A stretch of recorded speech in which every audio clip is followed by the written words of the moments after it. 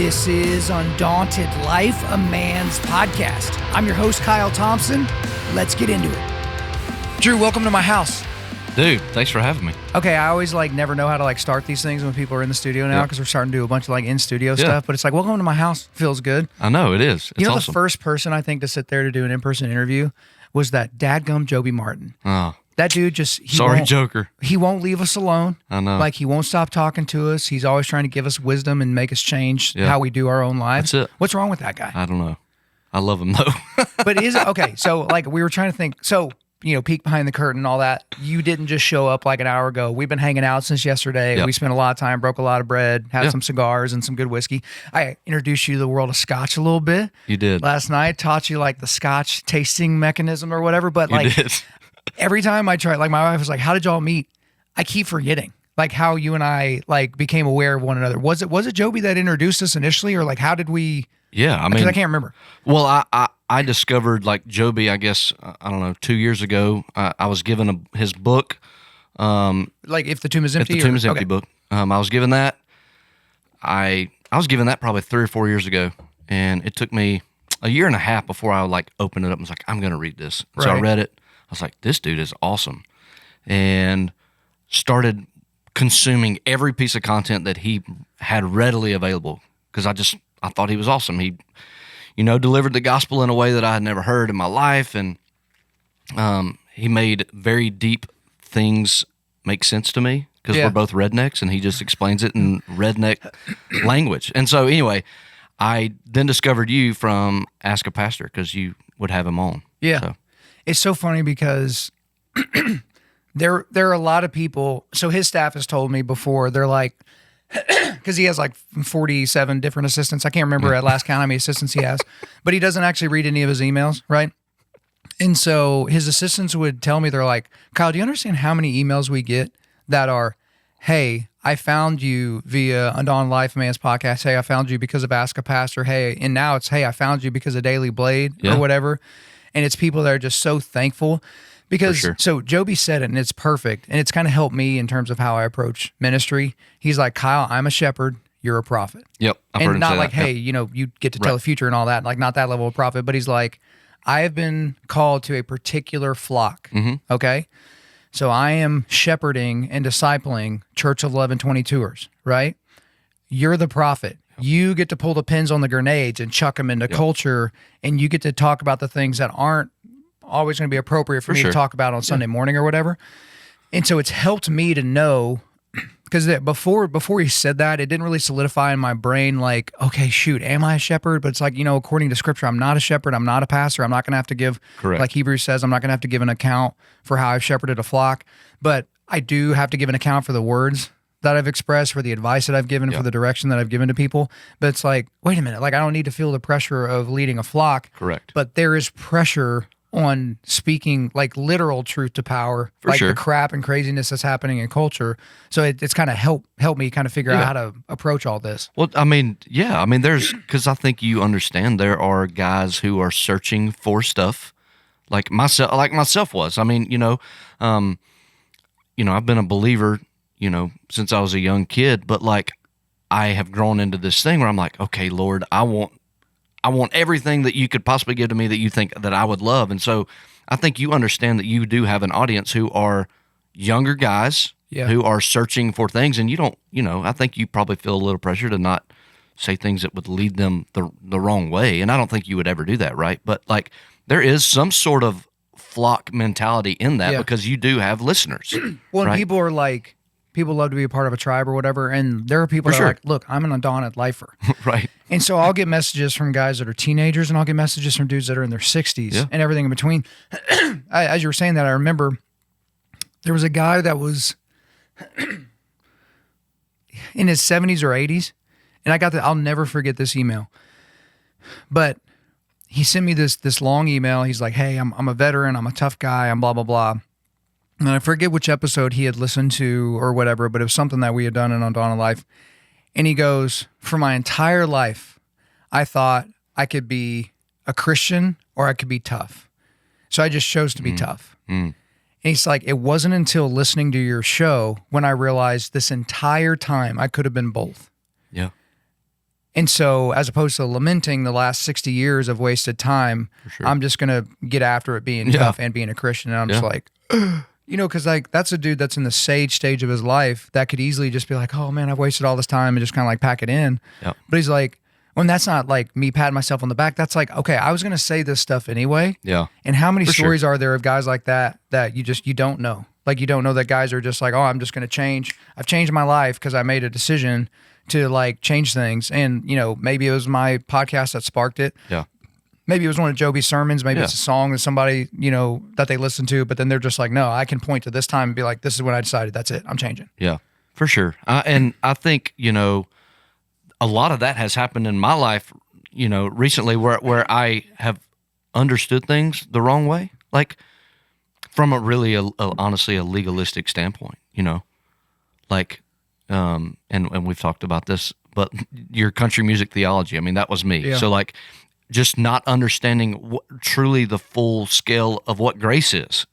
And like, you know, it's, and two, you said like the way things are said, but there's I for some reason think about this, but Joby said one time, he's talking about, Jesus getting angry. He's like, it's okay to get angry about things in the world. Yeah. Like, and I think I sense that from you, like when I listen to you, like the things that like get you angsty, but they are things that are for righteousness, right? Like Jesus walked in the temple and turned the tables over. It's okay to get angry about things that aren't right. And I think that is so encouraging to dudes like myself. Cause I mean, I think for a long time you kind of feel like, well, is it okay to be like as angry as I am about this? Cause I'm angry. Well, because so some people will take Jesus turning over the temple, turning over and driving the people out of the temple, which happened multiple times early in his ministry and late in his ministry. So we know that he's done it at least twice. They take that as license to be aggro about everything. Yeah. And I mentioned a guy to you last night that I won't mention on air, but like there are people in kind of the conservative Christian space that everything is outrage. Yeah. Everything is level 10. And it's like, look, when you're outraged about everything. For sure. Okay, you're outraged about this bill that passed the state house in Wisconsin, and you're outraged about 70 Christians being beheaded in Congo. Yeah. And it's the same sound coming out of your face. It's very like, cry wolf-ish, because I'm like, well, what do you actually care about? Yeah, it's like your calibration knob is broken. For sure. And the thing is your heart breaks for whatever your heart breaks for. For sure. Okay, so, you know, you could be a fervent Christian and study and theologically adept and all that, but there's going to be a story that affects you more deeply than a story over here, right? Mm-hmm. And, you know, I've got a lot of positions that, you know, people are not huge fans of, like, but it's, these are my convictions that I say into the microphone. So you may not like how I approach, you know, how I talk about Andy Stanley or how I talk about the abortion debate or immigration or pit bulls or whatever the thing is, or IVF, any of the stuff that I've said that have like kind of really got people's hackles up. But I'm like, I'm not just saying things. I am saying things after I have considered them for a long period of time. I've considered the ramifications of what I'm suggesting should happen, because there are people, someone pointed this out the other day. I'm like, actually, they're right. Oh, it was the podcast you sent me where Josh Howerton and Frank Turek did an amazing conversation. So guys, this is coming out a few months after we are recording it, but Josh Howerton on his show, he had Frank Turek on and they were talking, and they both love Al Mohler, which I love Al Mohler too. I listen to the briefing every single morning. But Al Mohler is fairly long on description, but fairly short on prescription. And so it's like, dude, I'm with you. These are all problems. Now, what do we do, Al? Right? Now, if you read Al Mohler's books, like the Oncoming Storm, I think is one of them. Like that's one where it was like, okay, so he got long on description and prescription. Yeah. But for me, if I'm going to prescribe a different way of operating or prescribe a way to think about a cultural topic or news topic or political topic or whatever, I don't just do that flippantly. Yeah. Right? I have a moral foundation and a philosophical foundation in a lot of different areas. Yeah. So that whenever I give my opinion, it's not just, well, I got mad and I just immediately went to Twitter and just started like, blah, right? Like I try to make sure it's undergirded by something. For sure. Well, and I think you're really good at that. And yeah, this is going to come out a little while after things we've talked about currently. But like the what you gave last night, the story you told me, the throwing the kids in the river.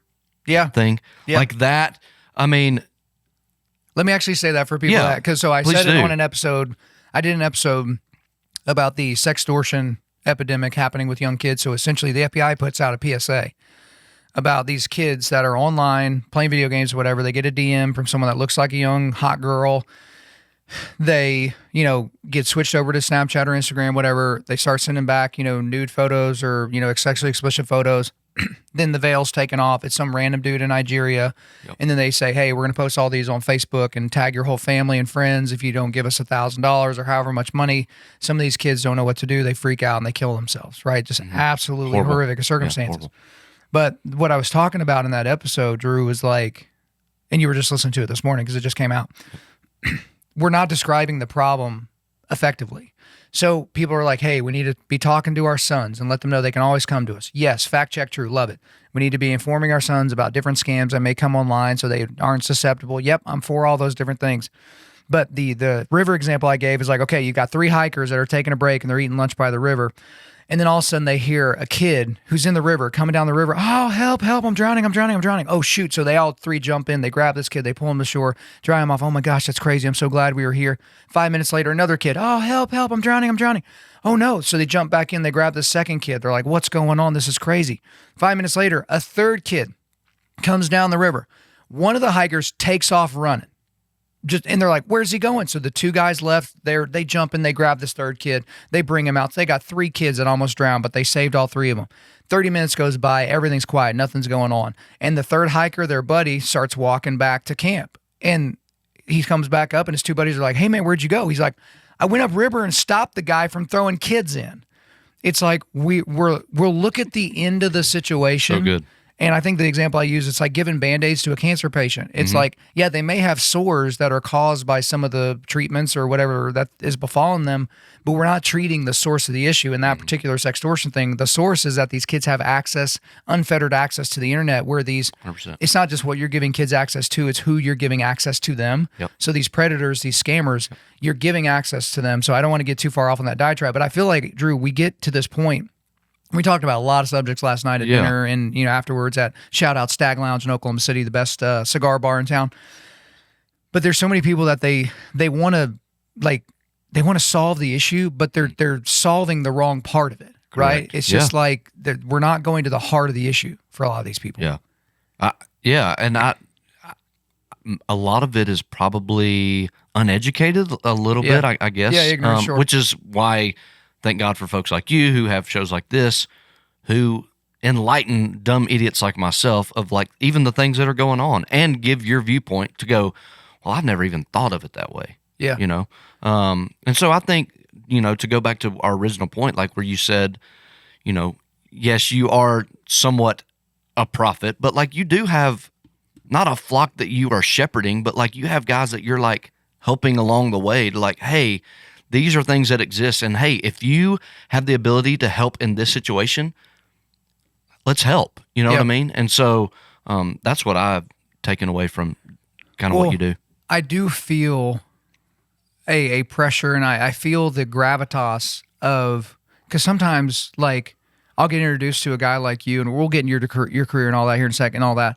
But sometimes I'll get random DMs or random stuff from people and I'm like, and these people are like, man, I've been listening to you for a while, blah, blah. I'm like, oh, okay. And again, I don't get real starstruck and all that, but sometimes I'm like, wait a minute, you're like a serious dude in whatever category you're serious in. And it's like, and I'm almost just curious, like, what value do you find in what I'm saying? But the typical refrain from a lot of guys is, I've had these thoughts for so long, and I thought I was the one that was crazy. Yeah. And then I hear you give an opinion that I've never been able to give words to. 100%. And then I'm like, okay, not only am I not crazy, apparently there are a lot of guys that feel this way. And dude, that's how Undaunted.Life started, to where it's like, I thought I was nuts thinking about men's ministry the way that I did. Yeah. Because, most men's ministries are just women's ministries that have been repackaged for men. And I just didn't like that. And I felt like dudes that were, tatted up and have cauliflower ears and, rough dudes that they just would maybe miss out on Jesus because of all of his doughy, frumpy followers. And I was like, I just want to do something a little bit different. But then when you constantly have guys say, I never knew, like Christian, we were talking about contemporary worship music a lot last night, and I did an entire episode on my problems with contemporary Christian music and why most guys don't like it, and some of the issues with the lyrics being like homoerotic in nature and like different things like that. And you had guys that were like, dude, my entire life, I have felt uncomfortable during worship, and I've been serving the Lord, and I've been, going to him in prayer and all that. But then I've been told, if I don't raise my hands during worship during the song that I don't like, that somehow something's broken in me and that I'm maybe not even saved, which is what someone told me one time. A worship leader told me, dude, I don't think you're saved because I don't like, Bethel music or whatever. Right. But it's just like, I'm not giving guys license to act like a jerk. I'm giving guys license to be like, it's okay to be tough. It's okay to not check your balls at the door of your church before you walk in.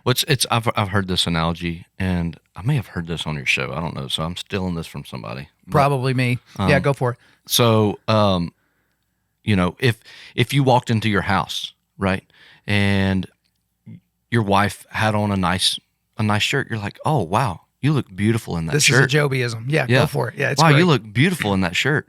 And then if I walk in my house and my wife has on my shirt, I'm like, wow, you look beautiful in my shirt. That's right. But if you come in my house and I'm wearing my wife's shirt, right, you're gonna give me very weird looks. Yeah, it doesn't work. But like that's kind of where it's been for men's ministry for so long. Like the men's ministry has been wearing a woman's blouse for way too long. Well, and so I get into a whole reason as to why I think that is. Like, how long ago did you start listening to the show? Maybe a year and a half ago. Okay. So if you go way back, okay. So episode 4 of the podcast is called Pussies in the Pews. And I mean, it's like, that's a pretty early line in the sand. And here's the thing about that episode. I didn't want to call it that. I literally text a few guys that are a bit more mature than I am, not quite as aggro. And I'm like, hey guys, I just started a podcast, right? Yeah, man, great. Good for you. I'm thinking about calling this episode Pussies in the Pews. And here's the content of the episode, all that. And literally all 3 of these people, I sent it specifically to these guys because these guys do not care about offending me. That's why I love them, right? Yeah, for sure. All 3 of them said, no, man, it fits. Call it what it is. This is your dividing line. This is, hey, if you can't be down with this, don't pass go. Yeah. And the people, and I told you last night, I've lost lots of money from speaking engagements where I was booked, and then elders went and just looked at the names of my, podcasts. Yeah. And they're like, we can't be down with that. And I'm like, but what, did you listen to the episode? Well, no. It's like, okay, well, you're part of the problem that I'm describing in the episode. But part of the thing is we've just been, you go back to the Industrial Revolution, where were all the virile, testosterone-filled men? They were in a factory, or they were underground, or they were working these, 16, 18-hour shifts. They were exhausted, so they weren't really in the churches. Then you get back to the world wars. You've got, young men going and fighting and dying in trench warfare somewhere in some godforsaken field in Europe and all that. And so the only men that were left in these towns or villages or whatever were the elderly, the young, the sickly, the weak. And then you have these effeminate men that are in a lot of cases more so drawn to the ministry, to the sit down and hold hands of the widow type thing, which is all super, super valuable stuff. For sure. But it does ping a little bit more with capital F feminine than it does capital M masculine. And then when you're looking out at your congregation and it's women and children and elderly, your sermon content's going to bend a little bit more Lamb of God, a little bit more grace, a little less Lion of Judah, a little bit less truth. The songs are going to be a lot more emotive, right? About, you're singing about Jesus like he's your boyfriend and you can just curl him up and put him in your shirt pocket and he's just so sweet and he's never going to say anything that's going to make you angry. And then you just do that decade after decade after decade after decade. And then you get to this point where you're a church or you're a music minister and you're singing a song and you don't even realize how it's pinging the ears of your men. Again, another email I got, one of the best emails I've ever received. After I did the episode on contemporary worship music, like the same week, I get an email from a guy who is a worship leader at his church. And he goes, thank you so much for doing this episode. The episode's called Contemporary Christian Music is for Women and Effeminate Men. And I don't remember the number, but you can find it. He goes, every single time I get the songs ready to go for Sunday morning, I never have the men in mind. Wow. Until this episode. Because I mentioned things, I'm like, you're singing songs that have homoerotic lyrics to where if you took out the name Jesus and inserted the name Drew, right, it would be like you're singing to your boyfriend Drew, right? That's not good. Yeah. The lyrical content is more Lamb of God-y, not, God of the universe, the war psalms, like it's devoid of all that, right? It's in a key that most men can't hit. 100%. Right? And so the men sit there with a blank stare on their face. Maybe they're mumbling the words, God of mercy, and they're just kind of whatever. And they've got their hands in their pockets. And I'm like, as a worship leader, when you look out in the crowd and the only people like really getting into it are the women, that's a signal. Yeah, it's because the man, they literally cannot, they feel like they can't participate. Right, and they feel like if they do, they're checking their man card.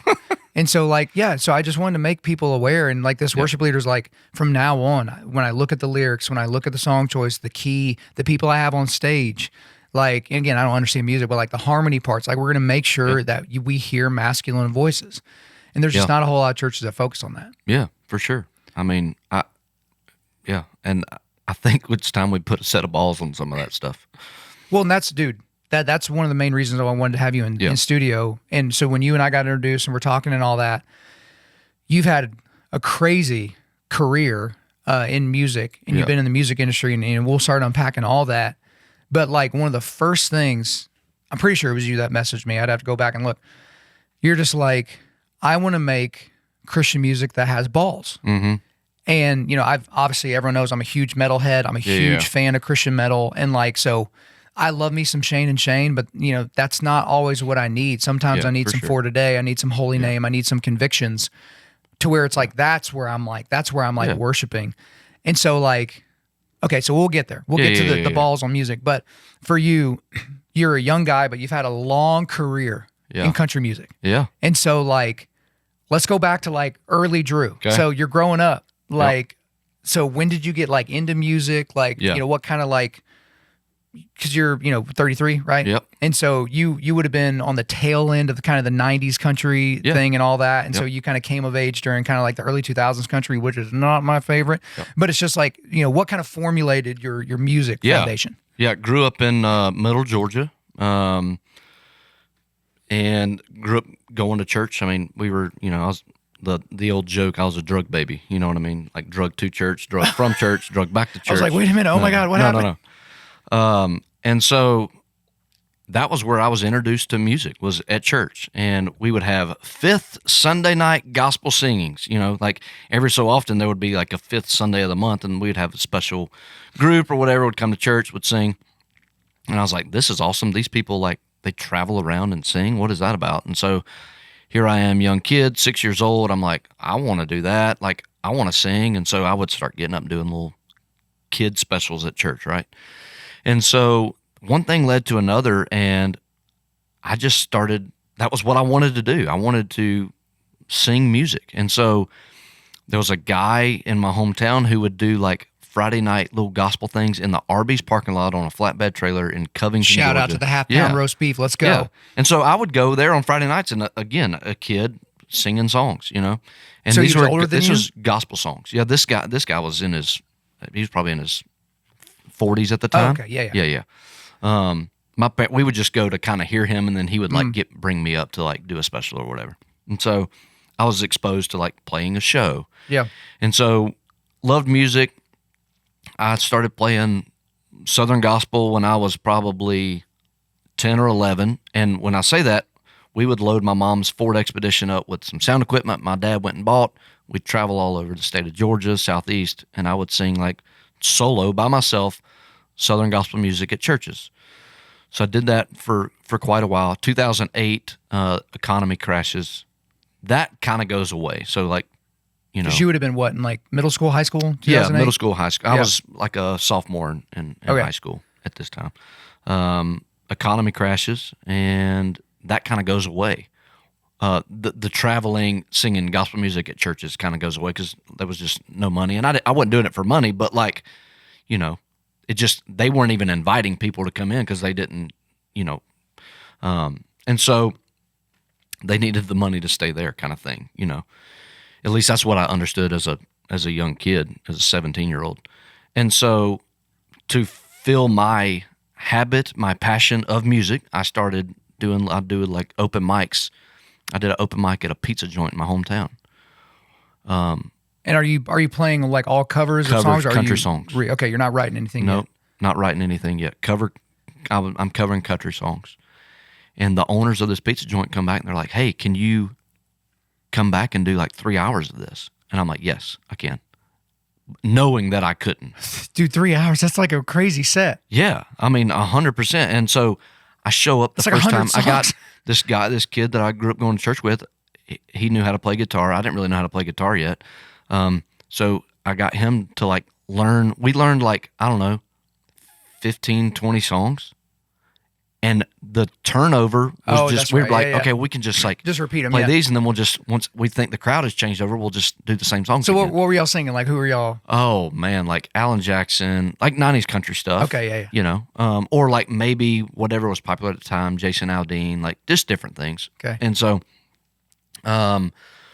doing that, and dude, we packed the place out. I mean, the place is slammed, and so the people are like, can you come back like twice a month and do this, please? Because I mean, we're bringing in tons of business, and so I'm like, yeah. And one thing led to another. I started doing that all over my hometown, and then expanded like into other towns, and so I started like playing legit shows. And I'm still not writing songs. This is like cover songs. I'm going to do a full band show at this place in Atlanta called Wild Bill's. It's like, back then it was the place, club you went to see a country show. And I'm going to finally get to do my own show there. But I had to sell the tickets. Like I had the tickets, the physical tickets. Right. So there was no like and what are you, internet. Like 16 at the time? I'm probably 18 or 19 at this point. Still young. And so there was one guy that was like kind of booking a lot of the talent in Georgia for like bigger shows. Like he would bring like C and B level artists, D level artists to Georgia from Nashville to play shows, right? And I was like, I need that guy to come to my show. I need him there, because I think if he hears me, he'll at least let me open for some of these shows he's booking. And I knew one person that knew him, and I was like, whatever you do, you got to get him here. His name's Bradley Jordan. It's like, you got to get him here. And Bradley came to the show, and there wasn't a ton of people there. I maybe sold 200 tickets, which was awesome. I thought, great. Yeah. And so Bradley comes. Bradley liked it. He's like, man, I'm going to start putting you on to open for like these acts I'm bringing out of Nashville if that's cool. I'm like, awesome. Yeah. So fast forward, I go to college. I have a college degree in radiology, take x-rays. I'm doing that in my hometown. And I'm like, man, I need to get to Nashville. How do I get to Nashville? So I'm living with my parents, working this job, trying to figure out how I'm getting to Nashville. I know I'm going. In the meantime, Bradley's put me to open these shows. He calls me on a Friday. He's like, hey man, I'll give you $100 if you can drive. My opener just bailed on this show. $100, drive to Rome, Georgia. It's about 2.5 hours away, to come open the show. I'm like, yes, I'll be there. I just kept saying yes. Yeah. And I get there. I'm like, by the way, who am I opening for? Right. And he's like, what's this new guy out of Nashville? He just moved to Nashville. His name's Luke Combs. I'm like, okay, awesome. I don't know who that is. And so me and Luke are hanging out in the green room. We hit it off. And he goes, hey, man, why don't you come to Nashville and write some songs with me? And I'm like, perfect. Nobody's ever invited me to Nashville to write songs. I've been wanting to get there. Let's do it. So that was in about 2014, I guess, 2013, 2014. I started driving back and forth from Georgia to Nashville for 9 months. And then 9 months later, I moved. Hey guys, real quick. I know a lot of you guys struggle with getting a consistent workout routine. So wherever you get to, whether that's the Globo gym or your home gym or even like a parking lot somewhere, you get there and then you don't know what to do. You get there and you're just like, well, what in the world am I supposed to do today? And you just kind of meander around. And maybe you're trying to get ready for like a mountain hunt in the fall, or you've got a mud race coming up, or you just want to be generally a strong and fit dude for normal everyday life, but you don't have a program that's tailored for you. I want you guys to stop wasting time at the gym or wherever you're working out and just settling for that same old routine that you've always done. It's time for you to get a guide that will help you reach your fitness goals. And that's why I want to introduce you to my friends over at Mountain Tough. Mountain Tough is a fitness and mental toughness app developed by military special operators and mountain hunters that's becoming a global movement for building mentally tough athletes on and off the mountain. So Mountain Tough is a native app ready to be downloaded on all platforms. So that includes iPhone, Android, Apple TV, TV, and Roku. Once you sign up and download the app or access the website, you immediately have access to literally hundreds of exercise programs and thousands of workout videos. Thousands, okay? That includes structured hybrid strength and endurance programs, daily workouts, the full exercise library, mental toughness training, prehab and rehab, the Mountain Tough community and accountability, and a bunch of other stuff. And guys, you can use it all on the go, online or offline, no matter where you decide to train. Just getting started? No problem. They've got programs for beginners. Have minimal gear or no gear? All good. They have minimal gear and bodyweight programs. Wanting to get into or maintain elite level fitness like me? They've got you covered with programs for top tier athletes too. And guys, for a limited time, Mountain Tough is extending Undaunted Lifers like you an incredible offer. Go to mountaintough.com. That's MTNtough.com and enter the code Kyle when you sign up for a monthly plan to receive your first month free after your 14-day free trial. So for guys that aren't good at math, that is 6 weeks free to make sure this app is for you, and I'm sure it will be. That is 6 weeks free on the best-in-class physical and mental training app in the world. Stop wasting time. It's time to get real fitness results and let my friends at Mountain Tough guide the way. Again, go to MTN Tough. That's mountaintough.com, promo code Kyle. Okay, so Luke Combs, I mean, dude, that's insane. I mean, you want to talk about looking backwards, seeing what the Lord's done for you and the doors that he opened for you. But at that point, how much writing had you done? I maybe had written, I had written one song. Well, okay, so one song. Okay, so what did Luke Combs see in you opening that made him think? Because it's one thing to have someone play, but as we were talking about last night, there are people that are great writers that suck as performers. There are people that are great performers that suck at writing. Then there's that small group of people that can do both. But like Luke hadn't seen you writing; he only had seen you performing. I just think he saw a dude who was like-minded. We talked about life. We talked about the things we liked. We both liked Eric Church. Like, we just had the same. We liked the same things. And what he thought was a good song was a song that I thought was a good song. Okay. So he's like, okay, well, we're like-minded in this. So like, I think maybe we can write good songs together. And that's how I've always like kind of looked at it. Like, if you said, hey, I like this song, and I'm like, yeah, I like that song too, we would probably agree on a lot of things, you know? Okay. Like, so that's where I think it came from. Like, he recognized that I recognized a good song. And so maybe I could write one too. Okay, so that's what all I think probably it was. Yeah, you know, that's actually true because you and I last night, and I let you play DJ a little bit in my car, and you almost made me drive into oncoming traffic because you said you hate Johnny Cash with the fire of a million suns. I didn't say something I hate like it. that. It was something. You said something like that. It was just one of the most egregious things I've ever heard in my life, and I was like, as opposed to driving you to dinner, I almost drove your butt right back to the airport. It's like, let's get this guy out of my presence immediately. But like, it is interesting when you hear like, okay, this guy likes this type of song or this type of music. It does give you some insight into their taste, their background, all of that. And so, okay, so you get invited to Nashville, like, but you're not really a songwriter. Like, writing one song doesn't make you a songwriter. No. So like, okay, what does that process even look like? So you get to Nashville, right? What do you go into a room with your guitar and you start like strumming and humming along to something? Like what? Yeah. I mean, you're just literally just making up something. So you and Luke are in a room, or you and Luke and somebody, and you're just kind of like, hey, I've got this idea, a title. Typically, I mean, is where it would start, like, whatever the title would be, and you would kind of start there. Hey, this is the title of the song. This is what it's about. And you would just honestly start making up stuff, literally. The first song that Luke recorded that me and him wrote together was a song called Lonely One. It was on his very first record that he put out. And the idea of the song was like a guy sitting at a bar and going through a heartbreak, typical country music, and he's having this conversation with the bartender. Well, he finds out that the bartender is also heartbroken, and it's like, well, you're not the only lonely one. So it's just like play on words, like just stuff like that. And so, I mean, that's kind of the process, I guess. And to this day, I mean, usually most songs, not all, but most songs that I would be a part of, they start with a title. Okay.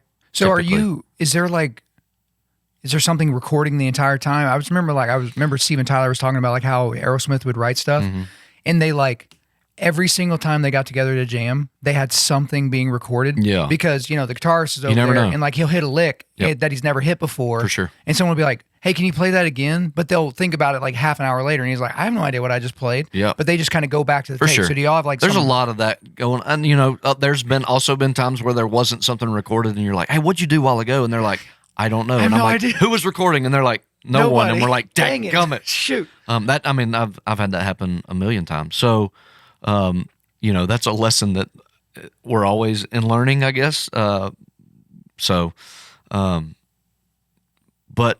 typically it's literally the same format. I mean, song idea for me, and then humming a melody, and usually trying to hum that. And usually your title is part of your hook of the chorus. And so what's a cool melody over that? And then let's kind of work backwards a little bit. And I'm always a guy, I don't start at point A. Like I'm like, okay. You figure out the chorus and then you figure out the intro. That's me, typically. Okay. That's how I like to write, because I need to know where I'm going to. Because to me, the culmination of a song is where the hook lands at the end of the chorus. Well, I need to know that before I know where the story's going to start, right? And so that's typically the process I like to take. So I'm assuming most people in our audience aren't like familiar with the music industry or anything like that. So I'm going to be asking a bunch of questions to you that are probably going to be mind numbing, but it's because I'm an idiot and I don't understand this world. So, okay. So 2 questions. One, when did you feel like, what was the point where you're like, oh, I'm a songwriter now? So, let's just start there. Like, what's the point? And I'll ask the second one so I don't forget. So like, okay, at what point where you're like, okay, I'm not just a opening act performer at a pizza joint. Like I'm a songwriter now. And then also like, okay, you and Luke are sitting there in a room, strumming on your guitar, you're humming some things along. At what point do you realize we have just made a song, and then now what happens? Like, do you bring in a record executive and play it for them, and they say, yes, indeed, that is a song? And then like, because I know y'all write way more than what ends up on a 12-song LP or whatever. So when did you feel like you were a songwriter? Honestly, man, when I got to town and started writing songs, it was more of a... Like immediate. Yeah, in the sense of almost like tricking yourself, in the sense like, this is who I am. Like, I guess to build confidence, right? But as far as like going, okay, I think this might be my job, in the future. Because I was working at a hospital at the time. I got a job at a hospital there. And so I would write songs during the day, work at the hospital at night. I did that for a while. Okay. And so... but I think probably once I got my first cut, so when that first one of those songs that me and Luke wrote very early on wound up on his first record after he signed a record deal, I was like, okay, well, and you're kind of naive and kind of dumb, and you're like, okay, I'm gonna be rich off this, and like then you don't know the business yet. Yeah, you have no clue. So, but you do think, okay, well, I got a song on a record. Like, this is awesome. And then obviously Luke blew up. And so you kind of, along those, you go, oh, wow, this might turn into something. And so I guess from a confidence level, I'm like, this is who I am from the get-go when I get to Nashville. But then also just landing your first cut on a record that felt, well, I did it, right? Because, I've written hundreds, probably thousands of songs and that don't make the thing. And like, you get done with them, you're like, I probably won't do anything. But then you write one, you're like, okay, well, that might do it. And so I guess that's when. And then I forgot your other question. Yeah. So essentially, like, what does the process look like because this is before, because you explained last night, like you get a publishing deal and you're like part of the, as Luke is blowing up, you're blowing up with them. So we'll get to that. But like, okay, you're in the room. You've created the song. You and Luke are like, this is a song now. We figured out all the words and all the parts. You don't have the full band, full accompaniment yet. But like, now what's the process to be like, okay, this is a song now? Yeah. So I think in that process, when me and Luke were writing early on, and we had like a core group of friends, we were just that was our circle of writers. We kind of just wrote there until, we expanded our networks. But I think we didn't even have a clue why we were writing. We're just like, this is what you got to do when you come to Nashville and you want to be a songwriter. You just write songs. We had no plan, who's going to record them, nothing. It just turned in. Luke kind of started getting some attention on social media, and so we started doing. We could kind of see his numbers kind of going up on social media, and then he would start recording them. But if me and you were to write a song, studio in the same building where you're writing, no, a lot of it. When like if me and you were to write a song right now, we would probably just pull out my phone, and I would grab my guitar, and we would just sing it into the voice memo. Yeah, that's how you would do a demo. To an extent. Wow. Okay. So a lot of but there's also producer. We call them track guys, who are also. You can also write with them too. So like me and you would be writing with him, and he would be over there. Me and you would be writing a song, he would be building a track. We get done writing it. He's following along what we're doing. He's got it mapped out on his thing, and then we get done and we sing it into his track. So then you can have a fully produced demo, or you can do it the other way where we do the voice memo, and then I take that voice memo and I send it to a studio, or take it to a studio, and we cut a demo with a live band. Is there any concern? I was just thinking about this, Drew. Is there any concern at that moment that when you send it somewhere, is it known this is my property? Because it's like, couldn't they just like give that to one of their other artists and be like, hey, sing this? Like, what are your rights to that song? Yeah, it wouldn't happen. Okay. Yeah, that. I guess it somehow could, but it just wouldn't. Okay. So you got some sort of demo. You start sending it around, and then so typically, like if remove Luke from the situation. If me and you wrote a song, yeah, it'd be a great song, it'd be a banger. It would be. Yeah, let's go. And so we're like, hey, this sounds like Blake Shelton. We're like, okay, well, how do we get it to Blake Shelton? Well, let's see. What connections do you have to Blake Shelton? What connections do I have? If we have publishing deals, our publishers, they can get it to somebody. Right. What is the best way to get it to Blake Shelton? So I go, well, I've got a connection to his producer. I'll send it there. And then hopefully they fall in love with it. It's literally like, it's almost like not gambling, but that's how many steps you got to go to for a song to be successful. I mean, you got to get one person to like the song aside from who wrote it. One person. That person believes in it enough to send it to somebody. Then that person hears it and believes in it. And they're like, yeah, I like this. Let me play it for Blake Shelton. And then Blake Shelton listens to it and he's got to go, yeah, man, I like that. Then they go record the song. They get it back and the record label goes, yeah, we like that song. Let's put it on the record. Or they could say, we don't think that's going to fit the record. So then you've gotten all the way there, they've recorded the song, and then all of a sudden, it doesn't make the record. There's so many stories about that in Nashville of it getting all the way there, and the artist even goes and records the song, and it doesn't make the record. Wow. So then it just lives in the middle of nowhere, and nobody ever hears it. Yeah, it'll be after the person dies. It'll be one of those albums that are released of tracks. There's so many songs in Nashville that are just sitting on shelves, technically, that are probably the best songs you've ever heard, but nobody will ever hear them. Just because one exec didn't like it and they just one person didn't like it or whatever. Okay, so let's take that scenario. So Oklahoma boy Blake Shelton, for whatever way you weave through, it gets to someone on his team, it gets to Blake. He's like, yeah, I like this. This is my kind of song. He records it, and the executive's like, no, we think that's great. Let's record that, or let's keep that for the upcoming record. Yep. Okay, so now what does that look like for you? Because it's not Blake's song. Correct. It's your song, but now it kind of reminds me, again, I'm going to have to bring up Johnny Cash since you hate him so much, but like Trent Reznor of Nine Inch Nails, Hurt is a Nine Inch Nails song. Mm-hmm. Yep. But I remember Trent Reznor being interviewed after the American recordings that Johnny Cash did of Hurt, which is, for my money, one of the most incredible songs and videos I've ever seen.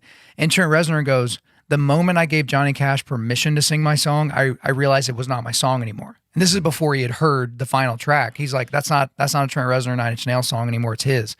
But he had recorded it. Like, that was his song. He wrote it. And then Johnny Cash just did his take on it, and it just became his. And you see that, like, how many times do you see a song that you don't realize is a cover? You said Keith Whitley is like one of your favorites. Yeah. Well, there's like an Alison Krauss song that's a Keith Whitley song, but the first time I heard it was Alison Krauss and Union Station. Sure. So in my head, it's her song. So like, how does that work? It's also Chris Stapleton, Tennessee Whiskey. That's a George Jones song. Shocking, right?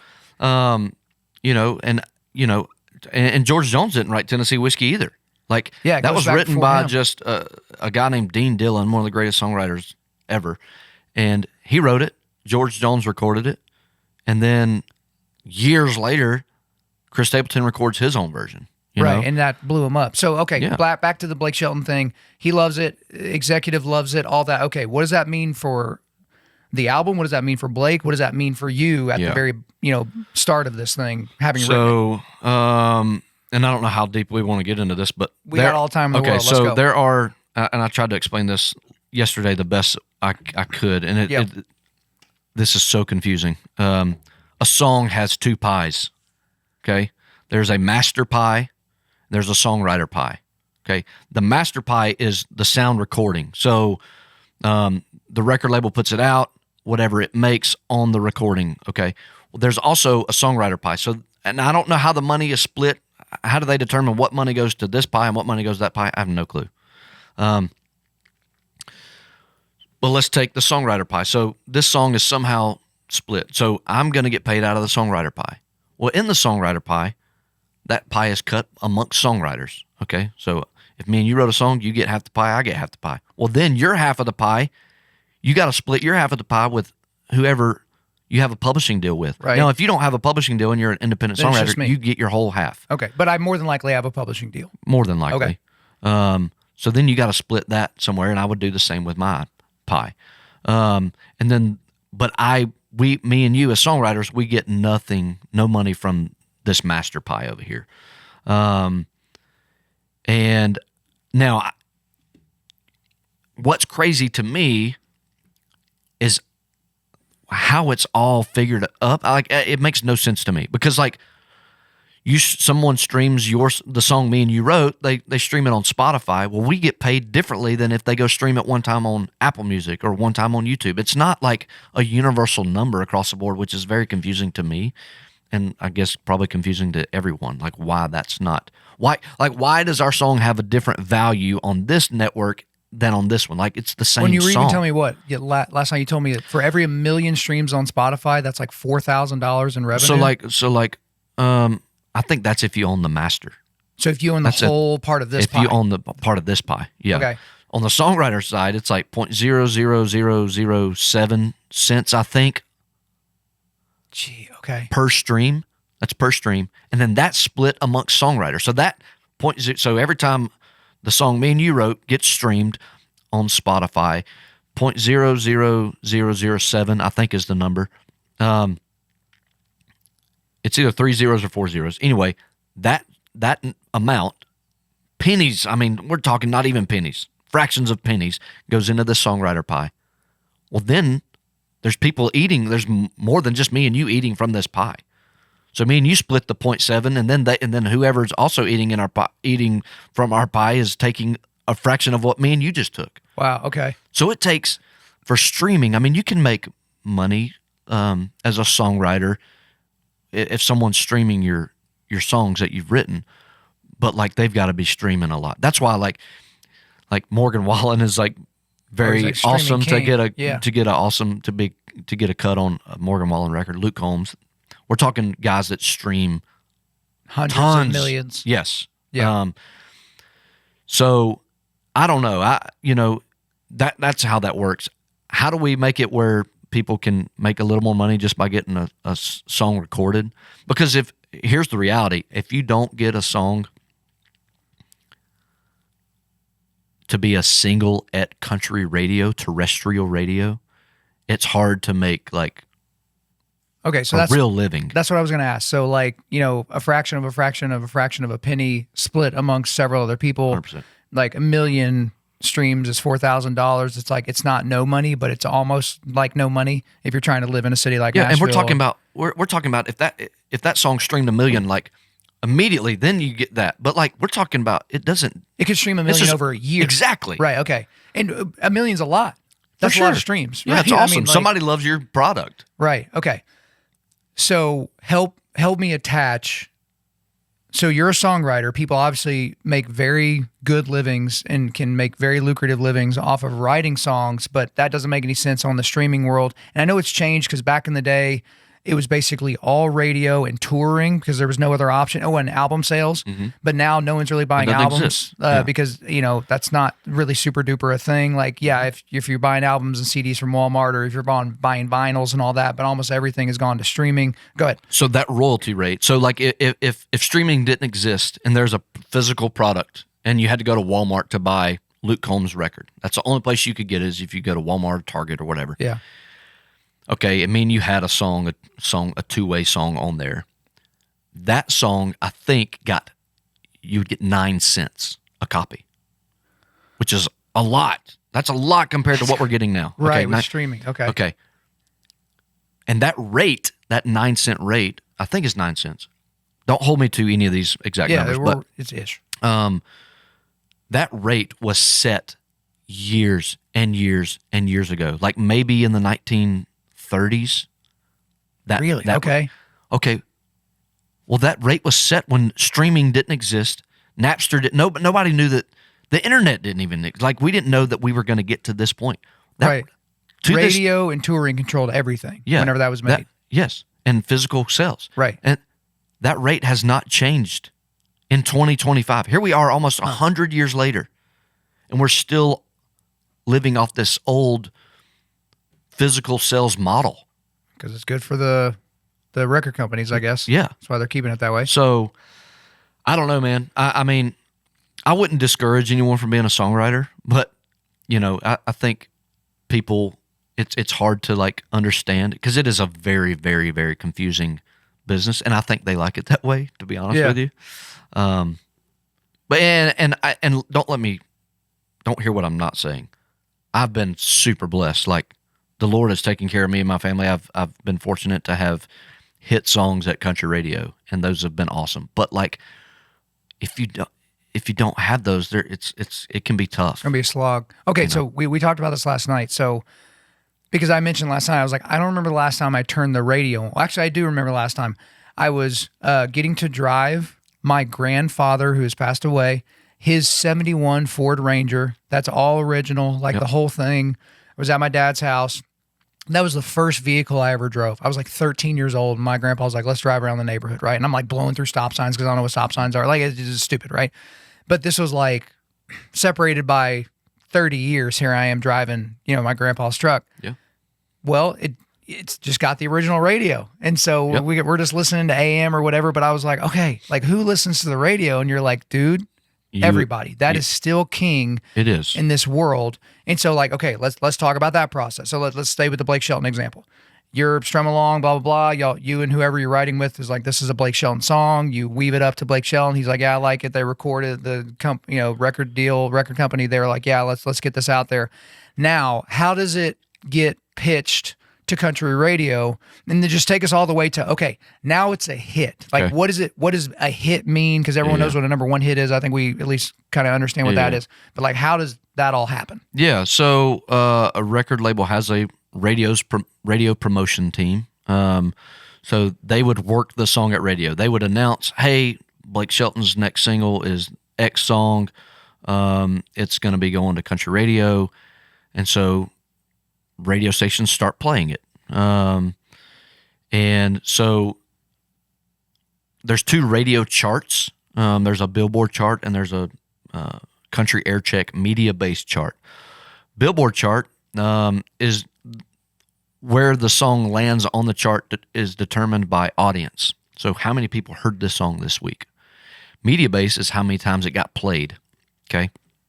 And a lot of times the two charts line up. Sometimes they don't, but a lot of times they do. So there's no thing that makes a song a hit. I mean, if it's a number one song, you're like, well, that's a hit. But like, there's a lot of songs that never got to number one that I think are hit songs. Jamie Johnson, In Color. Yeah. Hit song. Never was a number one song. Yeah. Mind blowing. That's just hard for me to even wrap my head around. So, but from a, business side of things, so there's royalty, there's collection agencies, I guess.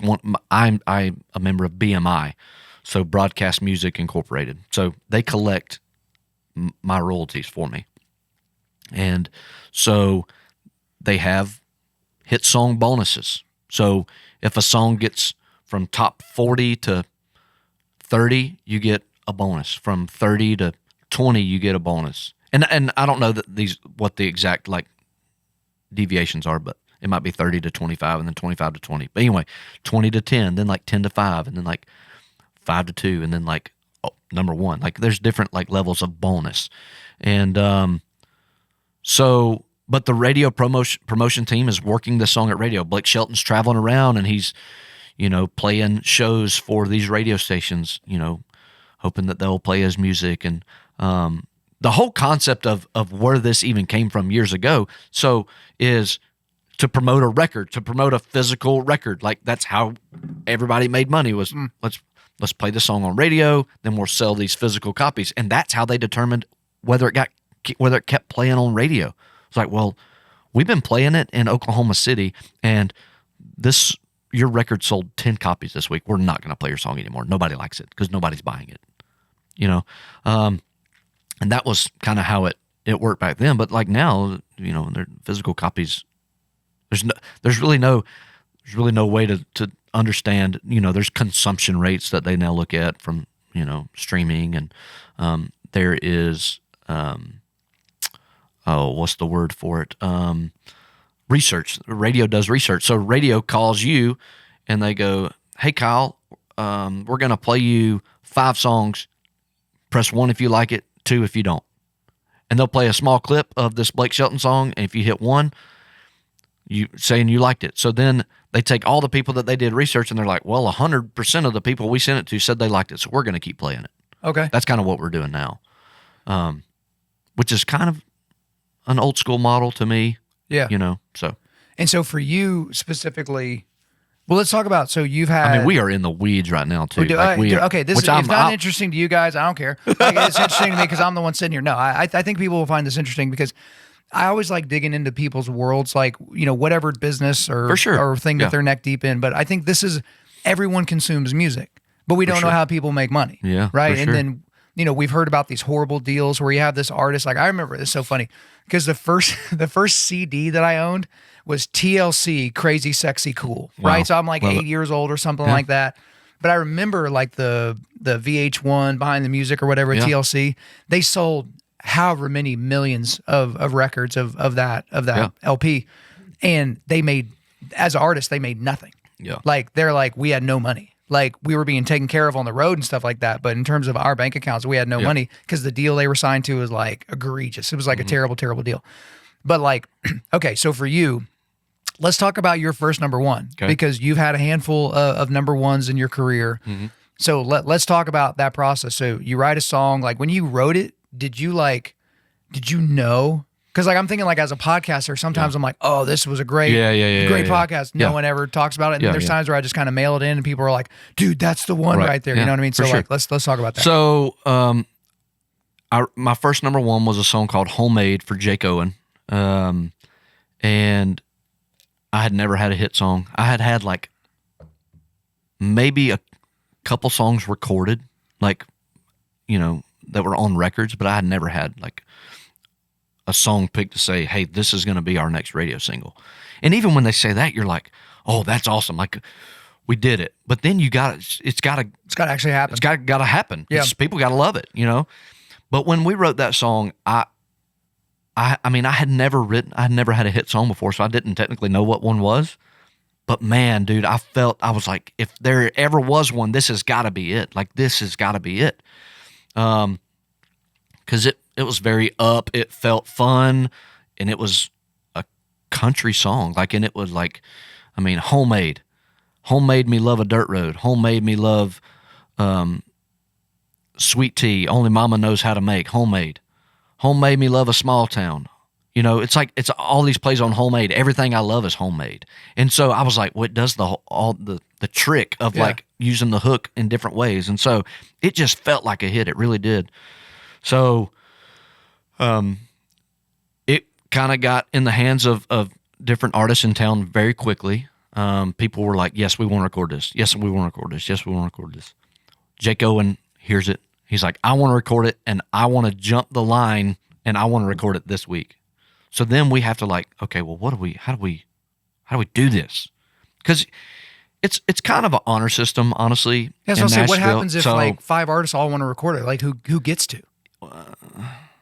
Is it literally the first one to the studio? Yeah, I mean, that's kind of the rule now, I guess. There is no rule. That's the problem. There's no, because artists don't have to pay you to hold a song. That's another slight little small issue that I kind of have with the whole thing is like, you could say, Kyle, you could be the biggest country artist and you could say, hey, I love the song. I want to hold it, but I'm not recording for another year and a half. So here you are. You literally are holding on to my song for a year and a half, and then your record comes out and you hate the song now, and so then you don't record it, and you've like kept me from getting recorded by somebody else for a year and a half. Yeah. So, so now it only, I think there is no rule. There's no rule. It's just like if a bunch of people put it on hold, and then this one guy goes, I want it, I'm going to record it this week. Usually the songwriters are just going to go, okay. Yeah, go ahead, please. Thank you. You're telling us you're going to record it, so go ahead. We don't know, we don't want it to sit in the pocket of this other person for a year and a half, and they probably weren't going to do that, but like, let's take a chance on who's going to cut it right away. So that was kind of how that happened. Wound up on his record label loved it. I remember getting a call from one of my co-writers who found out it was going to be the next single, dude. And I mean, that was the moment for me where I was like, oh my gosh. Me and my wife, we were, we had been married 4 years at this point, and or 3.5 when we found out that it was going to be the single. And I mean, we're celebrating, dude. I mean, I'm crying. I'm crying. This is what you work for, to get a single.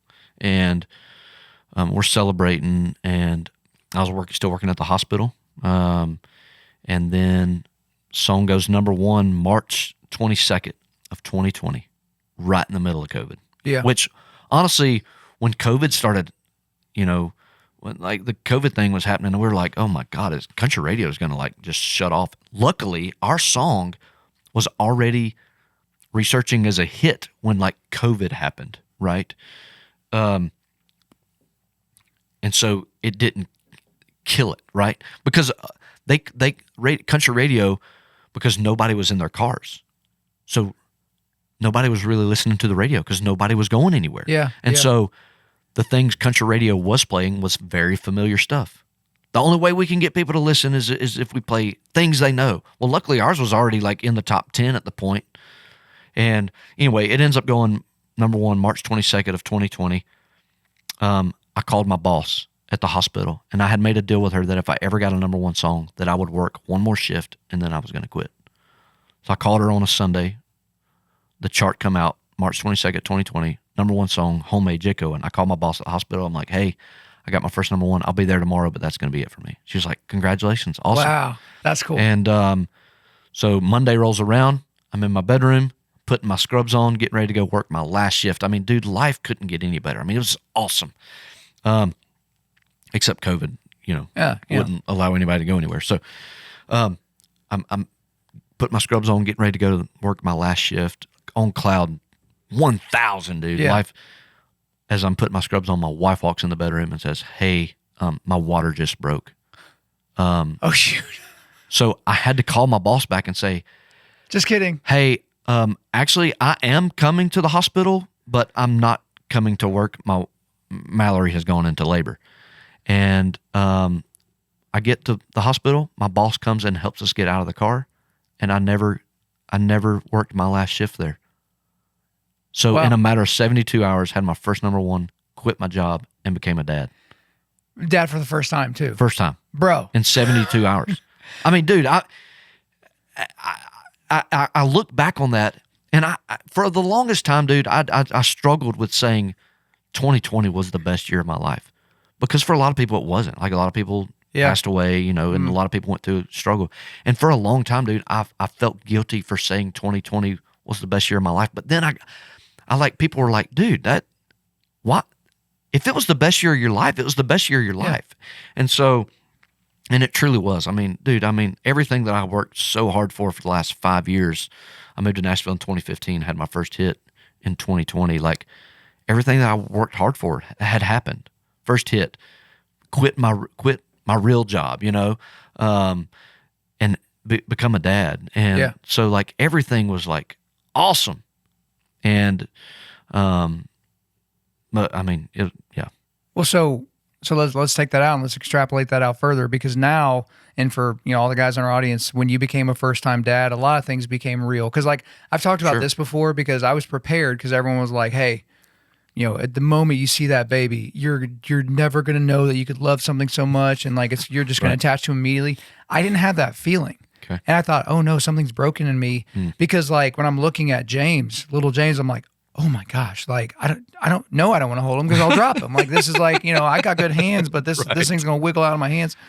And it took me honestly about 6 weeks. Like I knew I loved him, like intellectually, but it was just weird, because you're dad, and so your job is to take care of everything around mom, so mom can keep your progeny alive, right? Yeah. But at 6 weeks old, we were rushing him to hospital in the middle of the night for emergency surgery, right? And you're handing your baby over to a nurse.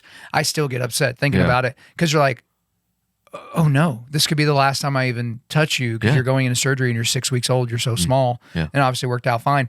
But like, it does change where you're like, okay, before that, you're just providing for you and, you and your wife. Yeah. And, she's probably working, you're trying to make ends meet, whatever the economy's doing, that doesn't really affect, your next shift. You just got to go and work it and get paid to do your job. Yeah.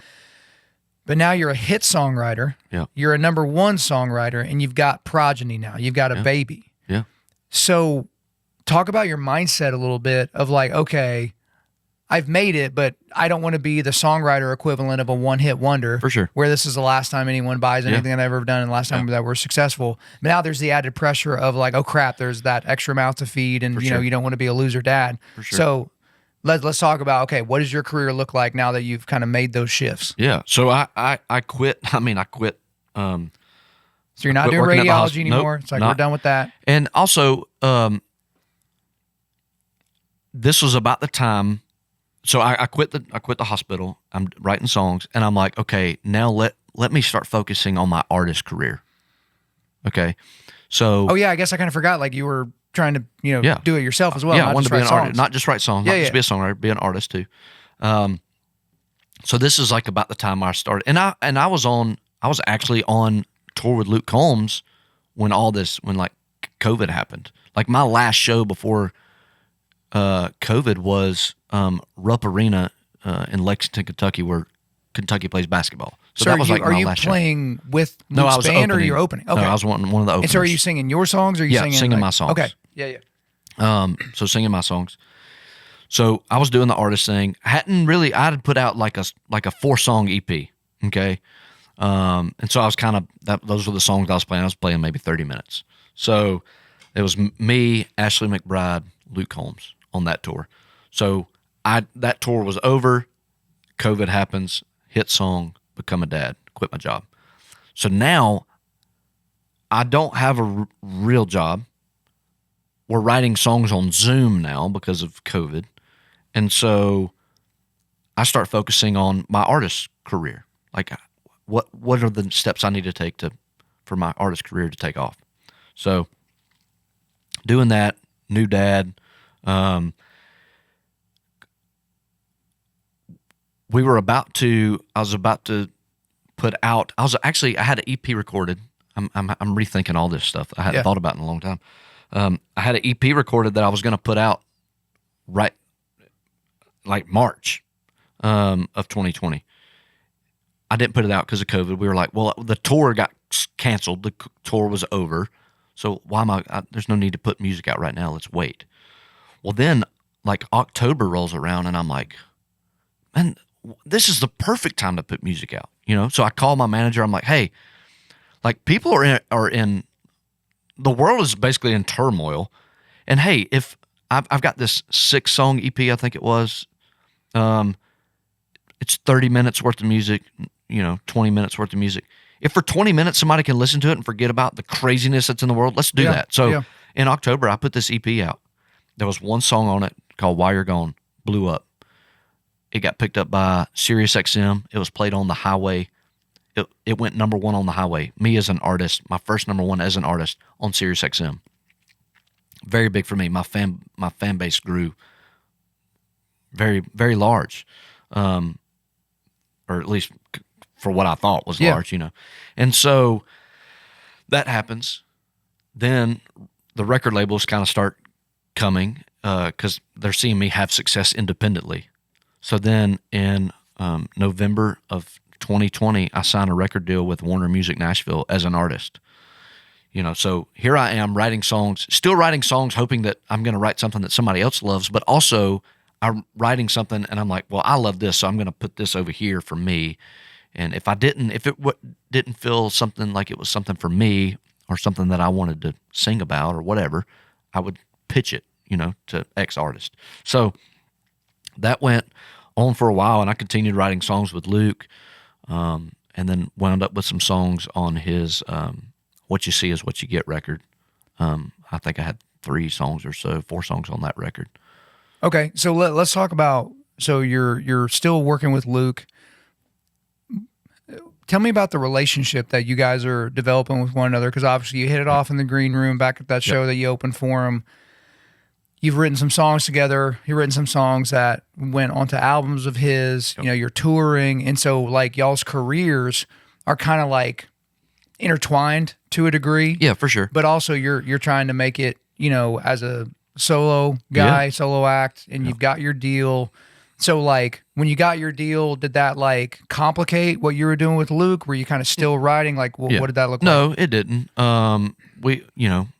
He's one of my closest friends. Like, yes, we work together in the sense of writing songs, but like he hey, y'all are just boys. If he called me, I'd go do whatever he needed me to, and he would do the same for me.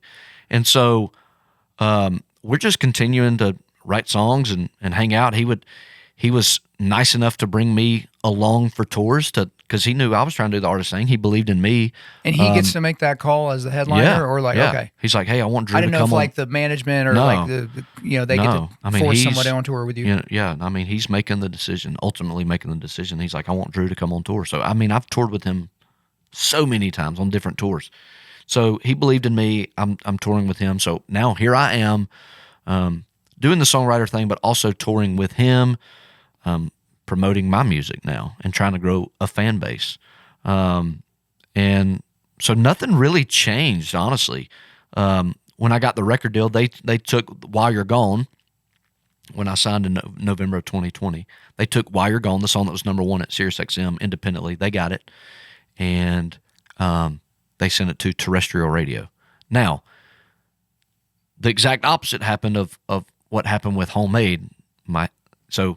When nobody was driving in their cars, Homemade was already like top 10, so they didn't quit playing it, right? Because it was familiar to their listeners. The exact opposite happened with my song. I'm a new artist, song no one knows other than whoever's heard it on SiriusXM or whoever streamed it, right? It goes to terrestrial radio and just it gets like top 40, and that's just kind of where it stalled, because I think it's because like country radio, they needed to play songs that were familiar, because the purpose of radio, period, is not to play music. The purpose of radio is to sell advertising. Yeah, sell ads. Well, but to keep people listening to hear the advertisement is to play familiar songs. If I come on there, they're gonna like probably skip. They're like, I don't know this song. Let me go find another song. Let me go find another song I like. So I think that's partly why it didn't work. Just nobody was willing to take a risk, really, which I don't blame them at all. Listen, God has orchestrated exactly what is supposed to happen in my life. I truly believe that. And I don't think he wanted that song to get any farther than it did. That's what happened. But yeah, I continued on tour with Luke, continued to grow a friendship. One of my closest friends. Just about everyone in our audience is going to know who Luke Combs is and all that. So like the typical question, because I'll get asked sometimes like, hey, what's Matt Chandler like behind closed doors? Sure. Like, what are the Robertsons like behind closed doors? Like, what's Joby like for real? Yeah. And the thing is for the most part, because I used to work for Major League Baseball, so I was around a bunch of ball players, a bunch of Hall of Famers, a bunch of, really, famous people. Yeah. And almost all of them were rather incredible. Yeah, for sure. With the exception of Brandon Phillips, one of the worst human beings I've ever been around in my entire life, an awful, awful, terrible human being. And I thought that coming in, and he just confirmed it when I was around him. Wow. Okay, so he was you were telling me Dwight Yoakam's not the nicest guy in the world last night. And so Brandon Phillips, terrible, terrible human being. I hope he's repented. I hope he's like found Christ and all that. Otherwise, if not, I hope he, gets stuck in a ditch somewhere. But like, I remember like Charlie Sheen came to this studio where I was working at in 2012. And this was like the height of like Tiger Blood time. Mm-hmm. Like, he's just like infamous more than he is famous at this point. And I remember them telling us, all of us working there, because we were like on air personalities and all that. They're like, look, no one can talk about Tiger Blood. No one can talk about like drugs. No one can talk about hookers, like nothing. Like, and so by the time he's walking in, we're all like kind of scared, like we can't talk, can't function. He could not have been a nicer, more accommodating person. So not only did he just know baseball, and so when you're working for Major League Baseball and you have people come in that clearly don't know baseball, it's kind of like, okay, you're just here for the publicity. But he just knew baseball. He just sat down and watched baseball with us, and he's just telling us about different things. Huge baseball fan. At one point, I think it was the Angels. He wanted a home run ball because he had never caught a ball. So he bought every ticket in left field bleachers, like just hoping somebody would hit a home run. Incredible. And he was the only guy out there. That's incredible. And nobody hit a home run. But like, I remember awesome. even at one point, someone comes up to him and like brings him a bottle of water that he didn't ask for. And he could have just grabbed it and kept talking to whoever he was talking to. He stopped and he goes, hey, thank you so much. Like, that's so nice and considerate. What's your name? It's awesome. And like, he was just such a nice guy. But like, then we hear these horror stories of these people that seem really, really nice. And every time you see them on TV or social media, they're really nice. Yeah. And then it's like, I remember when everyone found out like Ellen DeGeneres was this horrible, horrible, awful, terrible person. And people were shocked because she's always nice and jovial and fun, loving on television. So it's like, all right, man. Yeah. Luke Combs. Like what is he like, when all the cameras are off? Dude, I mean, and I always feel like no one's going to believe me when I say this, but he is literally the nicest dude. Like he is, like he put out a record, what you see is what you get. That it couldn't be more true. Like he is that person. And he's not, but he doesn't boast about being a nice person. Like I've seen him do things behind closed doors that like people would like put him on a pedestal for, but he doesn't want, praise for those things. Like he is just a very genuine, great dude. He's been a great friend to me. He's always been in my corner. He's always believed in me and fought for me in situations. And man, he truly is a great dude. And I get that that's he's my friend, so yeah, he's great to me, but I've seen him in every situation you could possibly see him in. He's just a great dude. And, kind of to what you're saying, I've asked him, like, because he's been around the who's who of everyone. He's sat in every nice suite at the Super Bowl that you could possibly, So I've asked him, I'm like, hey, man, how is this person? And he won't tell you. And I'm like, what do you mean? He's like, well, dude, they're all nice to me. Oh, but are they nice to the help? Exactly. Are they nice to the person that parks the car for him? 100%, dude. And knowing that he thinks about people that way can, to me, tell you how great of a person he is. Because he won't even say, so-and-so is a nice person. He's like, because they're all nice to me, man. Like, they're all, but like, how are they treating the person that just pressed the button on the elevator for him, like at the Super Bowl or whatever it is, And I have seen him literally, like, stop and shake the hands of people and dude, it would make their day, like the people building the stage at the stadiums or whatever.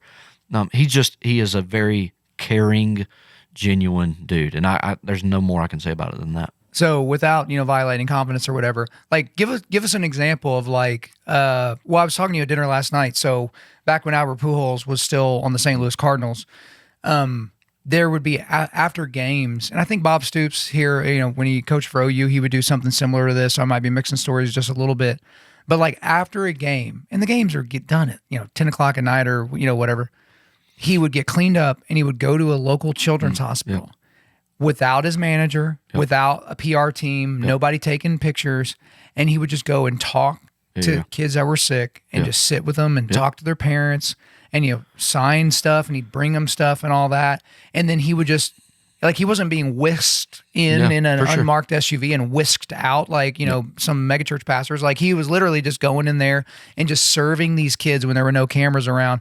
And so, like, I kind of have like a dissonance with that because it's like, okay, I saw this video the other day. It's like, hey, do you know you can pray for homeless people on the street without recording it and putting it on TikTok? Right. But it's like, but then you do that and you put it on TikTok and you remind people, hey, you should be doing this. And look at what the Lord did in this moment. And aren't we so glad we have the encouragement of the video going around? So I kind of like, I don't want to know the stories, but I do want to know the stories. But like, is there like a story that comes to mind where, hey, Luke did this thing, no one knew about it, but it was just like kind of spoke to his character a little bit? Well, I mean, a few different things. And let me say this, the people that are around Luke also can tell you like how great of a dude he is, like the people that work for him, because they are unbelievable as well. Like, so, and I say that to say, we were in Europe. I toured with him in Europe back in 2023. We were there for a month, touring like 18 different cities in Europe.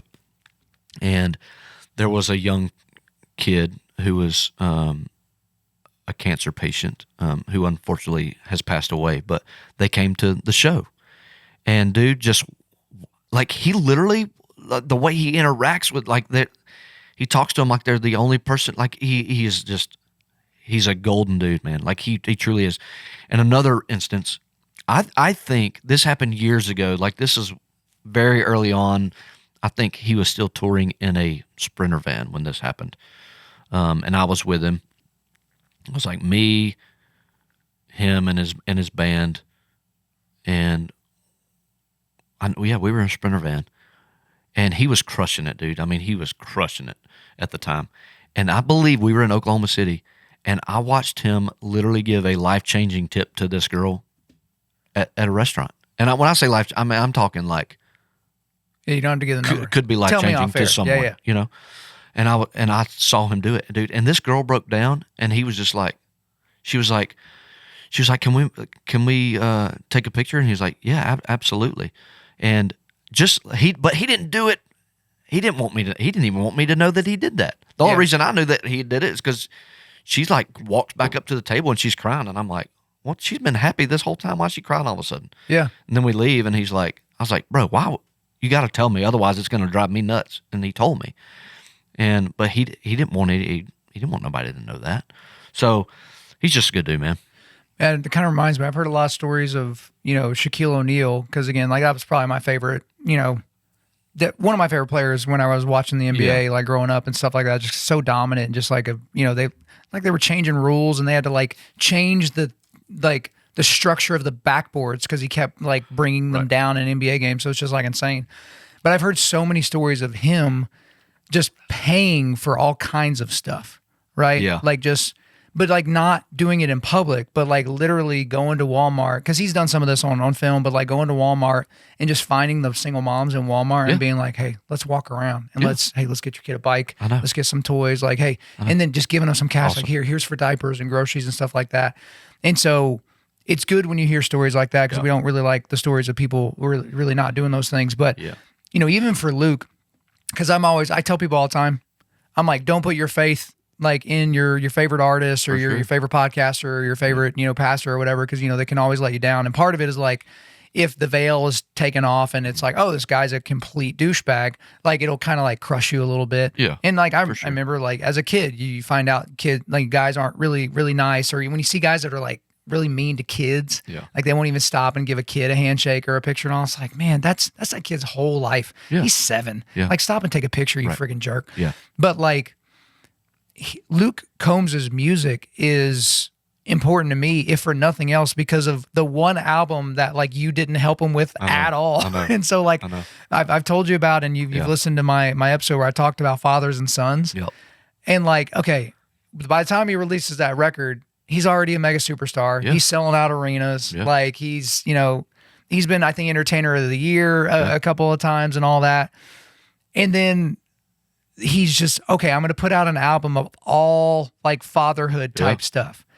And you can correct the record, because I just want to kind of hear like the behind the scenes of this album, because I thought I'd heard the record label or whoever, the executives were like, okay, we can do a fatherhood song like on your next album, but we can't do like a whole concept album of just father and son, type stuff, manhood type stuff. It's not going to sell. It doesn't make any sense. Like, why would you do that? Let's just kind of keep the gravy train moving with, rinse, repeat, keep your sound, like keep making records that people can sing along to.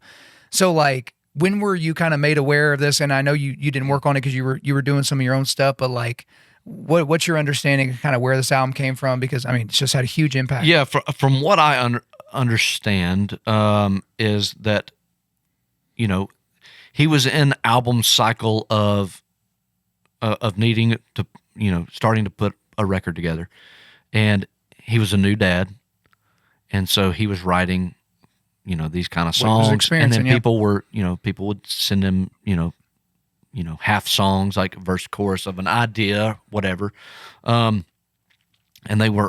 everybody knew he was a dad, so they would like try to, you know, they would send him, you know, an idea of a dad song or whatever. Well, then it turned into like, well, I like this one, and I like this one, and I like this one. And it's like, well, this album cycle, I probably don't need to do it like... Yeah, you can't put like 3 dad songs right. in there. It's either weird. I can only do like maybe 1 or 2 on this record, which I think would have been growing up or getting old. They did like growing up and getting old, and it was like the getting old part, right? I think. I can't remember exactly. But anyway, it's like maybe I could do 1 or 2 on there. Or I could just take all the ones I love and go make an actual Father's Day release of a father-son's record. That's how I understood it all happened. But yeah, I didn't have a song on there. I was kind of busy doing radio tour on my own, and also I'm not a dad too. Yeah, you're a girl dad. I'm a girl dad. So, but man, that record is unbelievable. Like I can literally remember. I was like scrolling TikTok or whatever, like, you know, looking for content to repurpose on our stuff, and so it was hunting by myself. It was some so hunter had like posted this video with those in the background, and like I had never heard it, but I obviously okay, that's Luke Combs' voice and all that. Yeah. And then I think Luke said, "Hey, should I release a whole album of stuff like this?" Yeah. And I remember sitting there, and I think at the time my boys were probably 3 and 1. Maybe like 3 and 9 months old, something like that. And I remember the hunting by yourself again. And I've told everyone in my audience a million times, I didn't grow up hunting. I wish that I had grown up hunting, but like my dad didn't hunt, his dad didn't hunt. Like I was playing baseball and I was you know, trying to get straight A's. And so there wasn't a whole lot of time to go sit in a deer stand, and I didn't have anyone to take me. Yeah. Right. And so, and like, I don't fault my dad for that. It's like, oh, my dad didn't teach me astrophysics. Like he wasn't an astrophysicist. So why you don't hold that against somebody. So it just kind of is what it is. But hunting is important to me, being able to look for and provide provision through meat for your family, for other families. And so I'm learning, and I'm making like rookie mistakes in my 30s, you know, when it comes to hunting, so that my boys can just grow up having always hunted. Right. So that skill set can be passed down. And I remember when it hit the chorus of that, and where, dude, I'm like getting upset even just thinking about it, because I just like, I broke down crying at the thought of like, oh my gosh, if I do this right, eventually I'll be hunting by myself again. I know. I was just like, ooh, and then I like send it to Joby, because like his son JP was about to graduate high school, and like, you know, he probably blubbered. He would never admit it, but he probably blubbered on his backyard while he's sitting there watching the birds or whatever he does with his spare time. But then when the whole album came out, like I remember distinctly just about every single song. Yeah. Like it was like Mike Tyson 1-2, like uppercut punching me right to the feels. Yep.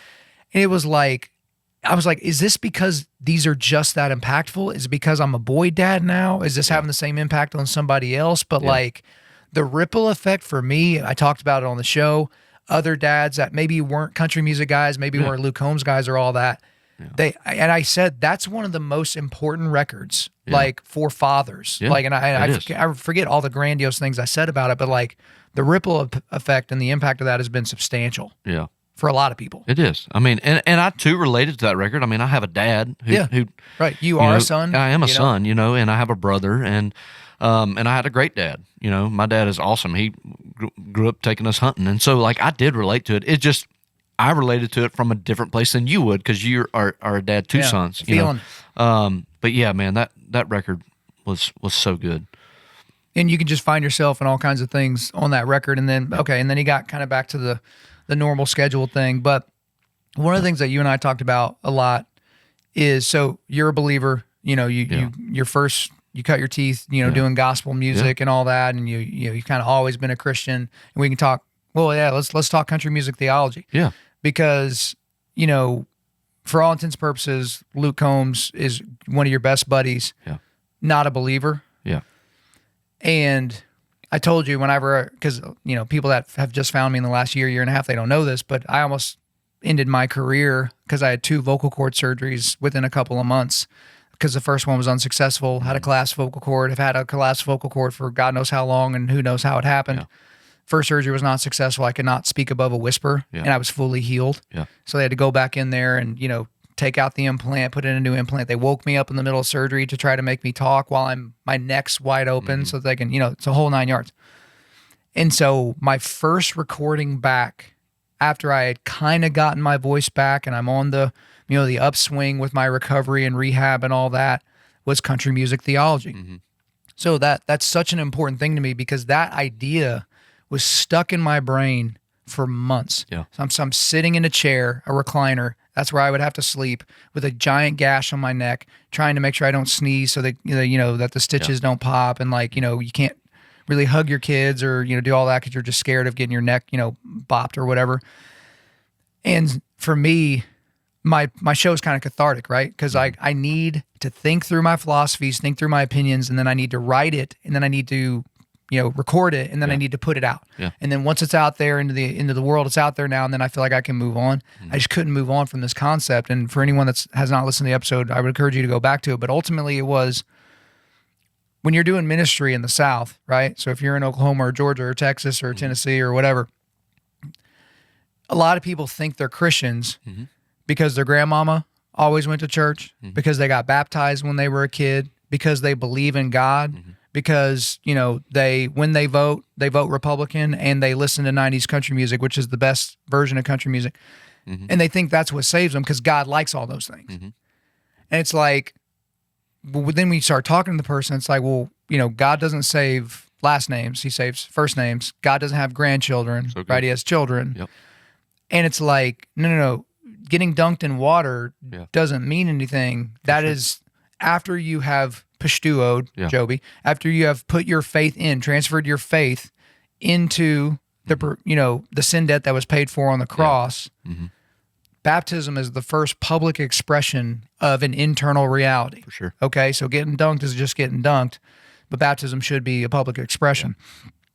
And so you're trying to figure out like your own country music theology, like, oh, you just raised, do more good things than you do bad things, and God will let you in the club. But it's like, that's not biblical. That's not Christianity. That's country music theology. But then here you are interacting with a lot of guys that may think, hey, I'm a good guy. I leave life-changing tips. I'm nice to the help and all that. So like, how does that all kind of mix into y'all's relationship and kind of how you approach things? Because again, the depravity in the country music world is just like the depravity in the hip hop world. It just sounds different and looks different. Like I remember going to a PBR event, and the amount of like scuzzy looking hooker girls, it's the same thing if you were to go to a hip hop show, but it's wrapped in the American flag and George Strait. And it's like somehow acceptable. You know what I'm saying? Yeah, for sure. Yeah, man. Oh, where to start? So I've been a believer for, most of my life. I very early on, I was kind of scared into salvation a little bit. I think partly. Same. I got a hellfire and brimstone preacher on a Sunday afternoon. I was like, hell sounds awful. Hell sounds awful. I don't want to go there. So yes, that kind of thing, and I did believe, I believed the story. I believed all the things, you know what I mean? And to this day, but the put your faith in part was like, I didn't realize that I hadn't done that. I thought I had, right? Yeah.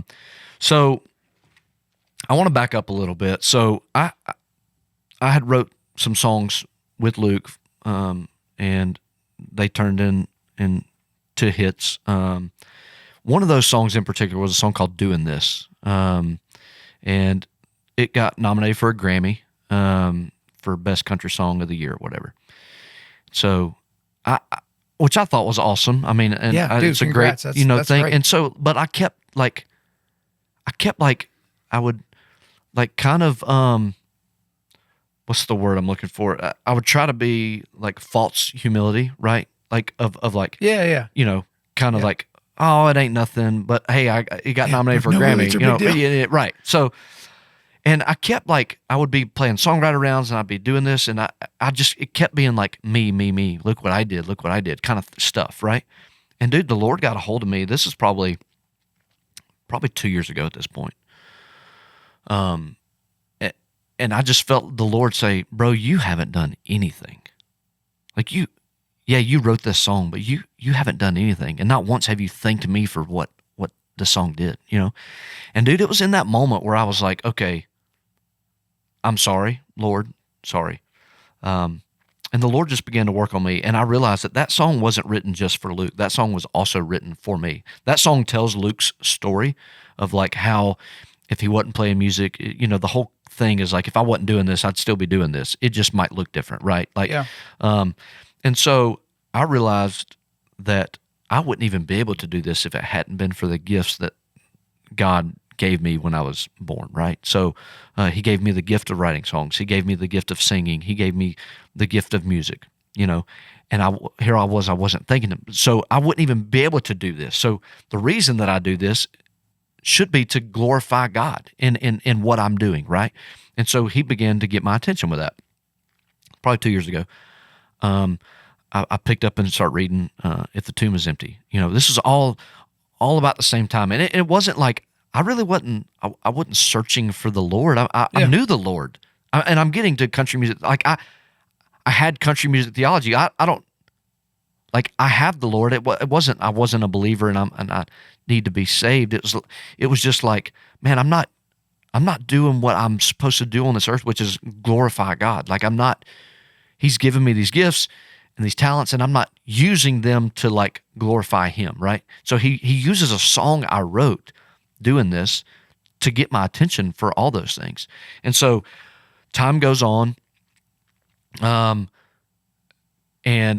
I begin to feel the Lord nudging me for whatever reason. He's just just the Holy Spirit just kept convicting me, but I didn't know what it was convicting me of, what is going on. Yeah. And I just kept ignoring it. And so this was in the middle of the process about 1.5 years ago now, start the process of recording my first full-length project under my record deal at Warner Music Nashville. And I felt like God, trying to get my attention. Didn't really know what he was trying to get my attention for, but I'm not right now, God. Everything I have worked for is happening. I'm finally doing a full-length project. The record label is going to send another song back to country radio finally after 4 years of not having one. This is what we planned on, God. This is what we wanted. That it's finally happening. Not right now. And so I just kept ignoring it. And then finally, about a year ago now, or about the same time, I started meeting with the men's pastor at my church on a weekly basis. And then I had read Joby's book. He had found out that I was a fan of his book. I was coming to Jacksonville I was on the Luke Combs Stadium tour in 2024, and we were playing the stadium in Jacksonville there.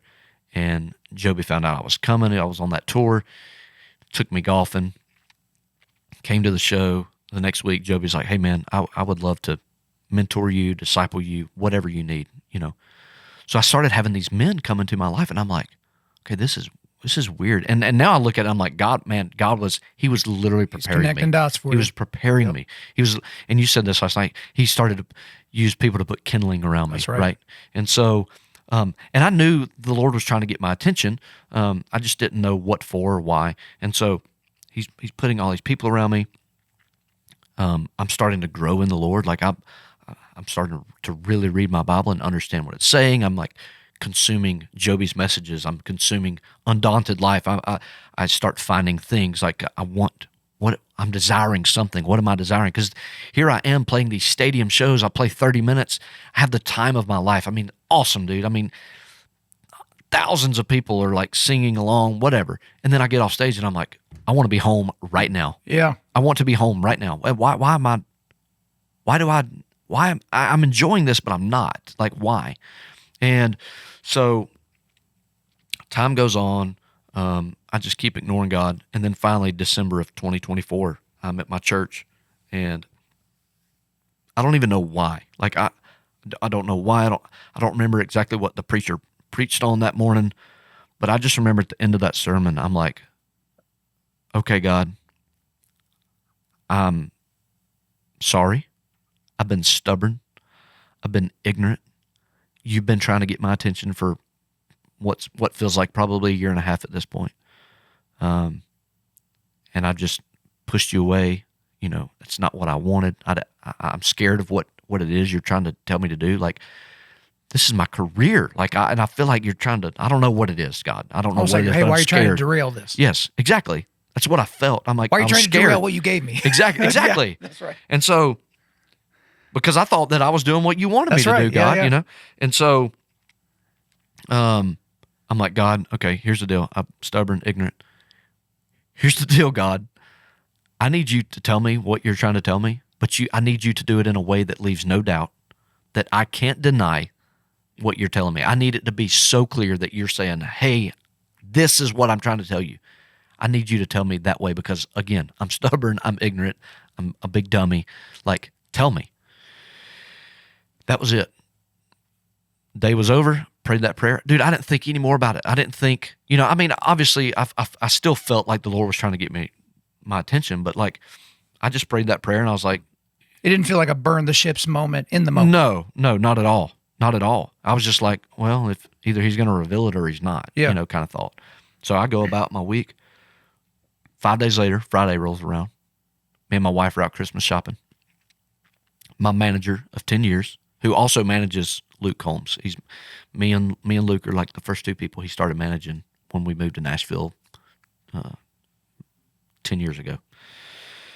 He calls me and I've got him on speakerphone and I have no idea what he's calling me for. Like, no idea in the world. And he just starts going, hey man, I know this country music thing is your dream. And like, it's what you moved to Nashville to chase. I know that you love it so much. And he just keeps going on like that. And I'm like, Cappy, what are you, just get it out, dude. Like, what are you trying to tell me? And he goes, man, I don't know how to tell you this, but for the last week, and let me preface this, Cappy is an unbeliever.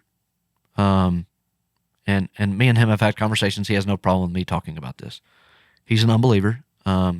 He is on a journey with the Lord right now, with God right now, to he's figuring it all out. Okay. But when he calls me, he's an unbeliever. I mean, he's lost. And just calling you out of the blue. Calls me out of the blue.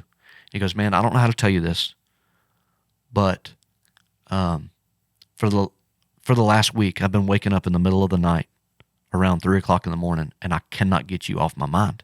Like, and I don't know, I didn't know what it was. He said, but there's this, and I've been scared to tell you this. And he keeps beating around the bush. I'm like, Cappy, just tell me, dude. Tell me. And he goes, man, I don't know how to tell you this, but there's this voice that when I wake up in the middle of the night, 3 o'clock, there's a voice, there's something telling me I'm supposed to tell you, you're supposed to sing songs about Jesus. You're supposed to be a Christian artist. And I'm like, I go, what? Well, he thinks that my reaction of what is like negative. I'm pissed, And so he starts like walking it back. He's like, well, I just didn't, and I'm like, no, Cappy, listen, bro, 5 days ago, Sunday morning, I prayed that God would send the most undeniable sign that I'm supposed to do something different. And I need to know exactly what it is I'm supposed to do. And I said, bro, he's used you. He's woken you up in the middle. He's been waking you up in the middle of the night to deliver this to me. Like this is, I'm not offended, bro. I asked for this. And he goes, what do you mean you prayed for it? I'm like, dude, Sunday morning at church, I prayed that God would send, I felt like God was trying to tell me I'm supposed to do something different. I asked him to send me the most clear sign that I would not be able to deny it. I said, he's been an unbeliever. He's been waking up in the middle of the night to tell me to sing songs about Jesus. Like what? Don't get no more undeniable than that. And he goes, when did you pray that? I said, Sunday morning. He said, that's weird. Sunday night's when I started waking up in the middle of the night. Bro, come on. And I'm like, oh my gosh. And dude, it was just the most real real experience of the Holy Spirit of like God going, "Hi, I got you, pal. I got you." Like, don't be scared, you know. And so Joby Martin's the first person I called. He's like, "Hey, I'm going through security at the airport or something. Can I call you right back?" "Yeah, sure." Joby calls me back. I tell him exactly everything I just told you. And he goes, "Have you listened to my message from last night?" And I go, "No." And so this is Friday. His Thursday night message this particular week was a message called "Why Do We Doubt?" or "Why Do You Doubt?" or something like that.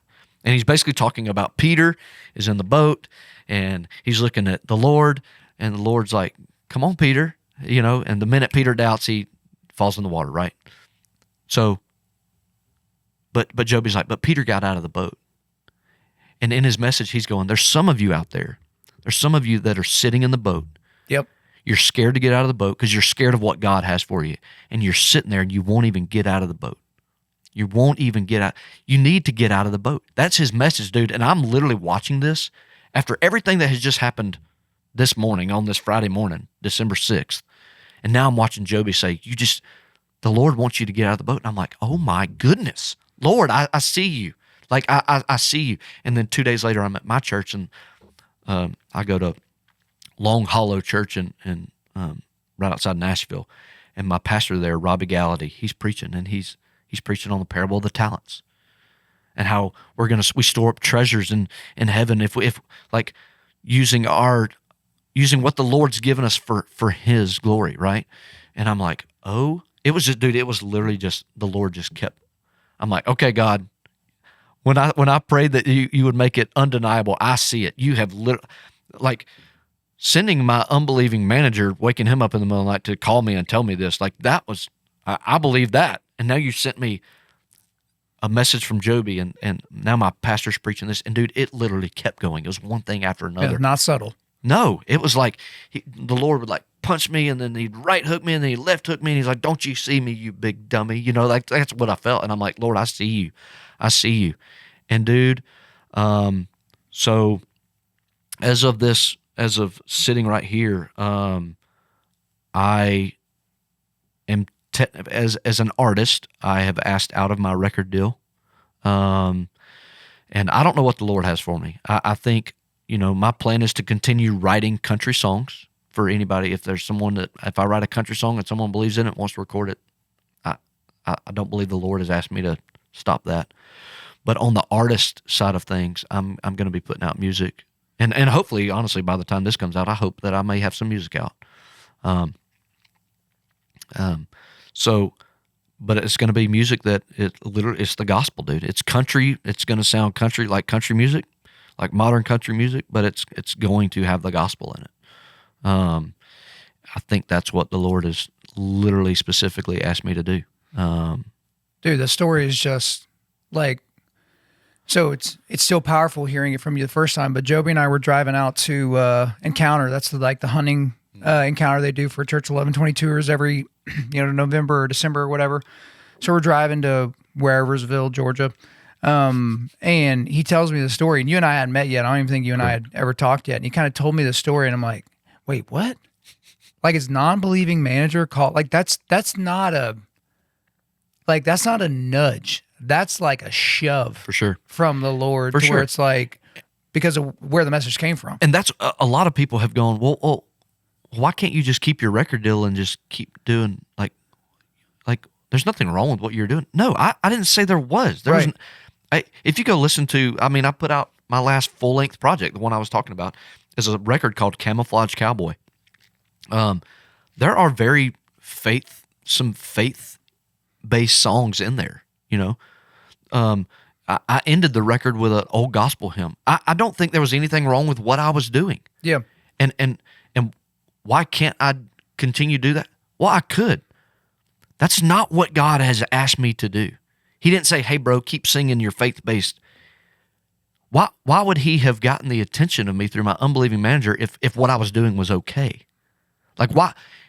My manager's like, he was like, this thing's telling me you're supposed to be a Christian artist and sing songs about Jesus. What I was doing was kind of that, but obviously that wasn't, the Lord He wants me to do something more specific. Like he's wanting you beyond country music theology. You know what I mean? Exactly. And so, dude, I know I kind of got into this whole story, and we were on the country music theology, but for so long I was that country music theology guy. I was like, well, I'm a Christian, you know, and I sang about it in my songs, like, you know, but man, I had not really pisteuoed, I guess, in a sense, you know. Well, and you and I talked about last night about the process of sanctification. Like, okay, because there are people that are like, oh, I thought I was saved as a kid, but then, you know, I fell away, but I'm really saved now. It's like your moment of salvation could have been when you were a child. I think, and you made the wrong decisions, and 100%. you distance yourself from God and distance yourself and stop listening to the Holy Spirit. And then something got your attention and got you to come back around on the back end. And so that is a description of your sanctification, not your salvation. Exactly. And so it's like, but you just had some delayed sanctification going people on. People get confused. And I'm here to encourage anyone that's listening to this right now that, like, hey, like, it's okay, right? Like, because I think for you know, also too, growing up in you know, in the South, I mean, there's a lot of legalistic stuff, right? It's more about drink, don't chew, and don't go with girls who do. Yep. You know, and so, and if you're Baptist, never ever dance. Right. Like it's like, devil. so I think a lot of that was like in my head too, you know, like, well, maybe I've drank, like, you know, like, is that bad? Like, so I felt like, honestly, obviously in country music, I mean, everybody's drinking. So like, I felt in those moments that when I was drinking, because of kind of the background that I had in the church as a child, that like, well, I can't be a great Christian, or I can't be a Christian and do these things. But when I do them, I don't feel like I'm doing anything wrong. Like, I'm not getting like drunk, you know what? So that was kind of, and until I realized, okay, well, hold on. And then I read Joby's book, Run Over by the Grace Train. And I'm like, hold on. This version of grace is way different than anything and so I do believe that when I was a child, I understood Jesus died on a cross for me. Why? You know, and like, somehow it counted for me. Like, I don't know how it counted, but somehow it did. Like, he did die, and he did go in a grave, and he was resurrected, and I believe that as a child. So I do believe that I was saved as a child. But again, the sanctification process of my life was country music theology, you know. Yeah, do nice things, like listen to nice music, wrap yourself in an American flag, and it'll all be okay. And I think that's the difference whenever we discuss, like, again, Joby teaching people about pashtuo, because we talked about Jordan Peterson last night. Sure. This is a man, very, very smart man, a man that I'm a huge fan of for a lot of different reasons. Correct. He is on record now as saying that he believes that Jesus was resurrected from the grave. He is on record saying that Jesus is God. Yep. And it's interesting. It was two atheist podcasters that got him to admit those two things. It wasn't, you know, some Christian country artist trying to put him in a corner. Yeah. But there's also no evidence that Jordan Peterson believes that counted for Jordan Peterson. Yeah. And that's what pashtuo is. You're transferring your faith into that reality. Right. It's not believe that. It's believe in. Believe in. That's right. And so, and maybe you can help, because I think somebody listening to this needs to hear this, because this helped me. Do you know what's the analogy of the chair? I think Joby's used it before. Okay, yeah. So explain that. Yeah, I use this all the time, and I think I used some version of this before Joby explained it. He, you know, I explained it way better than him because he's kind of an idiot. Yeah. That Joby Martin guy. I wish he could know how words worked. But okay, so when you walked in the studio this morning, right? Yep. You looked at the table and you recognized on your side of the table that was a chair. Correct. And you recognize that as a chair because you have an evidentiary basis that that's a chair. Yep. Why? It looks like a chair. It's got the elements of a chair. It's got legs. It's got a seat. It's got a back on it. And you've got experience with chairs because you've seen a lot of chairs that look vaguely, at least, like what that chair looks like. But in that moment, knowledge of what a chair is and knowledge of, I believe that that's a chair, you have yet to provide faith in the fact that it is a chair because you have not transferred your weight of your body into the chair, and you have not transferred the fact that I believe it's going to uphold my body when I sit there, right? Good. That's the line. So that's where people that I know and love, people that are listening to this right now, and you know exactly who I'm talking about, they believe in God. They were baptized when they were a kid, and that's good enough. Don't say another word. I don't want to hear anything else. Well, you know, but hey, but Jesus, and but you know, the demons even believe, and but they shudder at the thought. But hey, you know what? You get to have your opinions, and I get to have mine. You are entitled to your own opinions. You are not entitled to your own facts. Okay? Yeah. And so you can look at that and say, I believe that's a chair. I know that's a chair. You put me in the corner, and I say, yeah, I believe that's a chair. But have you placed your faith in the chair? Yeah. Right? Because guess what? You didn't make the chair. You didn't put the chair there. The only thing you bring to the chair is your faith that it is that, and sitting down onto it and allowing that to uphold you. That is the gospel. When Jesus died on the cross at Calvary, on Golgotha, right? Whole long story about that that I just absolutely love, right? When he did that, that provided a payment that satisfies, right? A propitiation of your sin debt, right? And then your sin debt was paid in full, tetelestai, right? It was paid in full, right? What is your role as it pertains to the gospel? You bring your sin to the cross, and you bring your repentance. And you pishtuo, you put your faith in that when Jesus died on the cross, that somehow that you don't fully understand because we have finite brains, that counted for you. Now, what is required of you? Oh, well, now you have to be the ultimate rule follower, the ultimate rule keeper, the ultimate, well, hey, you know, don't cuss, don't do all that. No, but you should be on the start of a sanctification process that changes everything about you for the good. Repentance is not saying I'm sorry super fervently and with a lot of gusto. Repentance is I was going this way and I'm turning 180 degrees away from my self-driven sinful desires and lifestyle, and I am going to, in my best ability, imperfectly, going to follow the dictates of God and to follow the promptings of the Holy Spirit as I move forward in this world. And I'm going to share about the transforming faith and what I believe with other people so that they can be invited to pishtuo in the chair as well. That's what we're doing. And you don't have to be scared to put your faith in the chair. No. It's a chair. Right.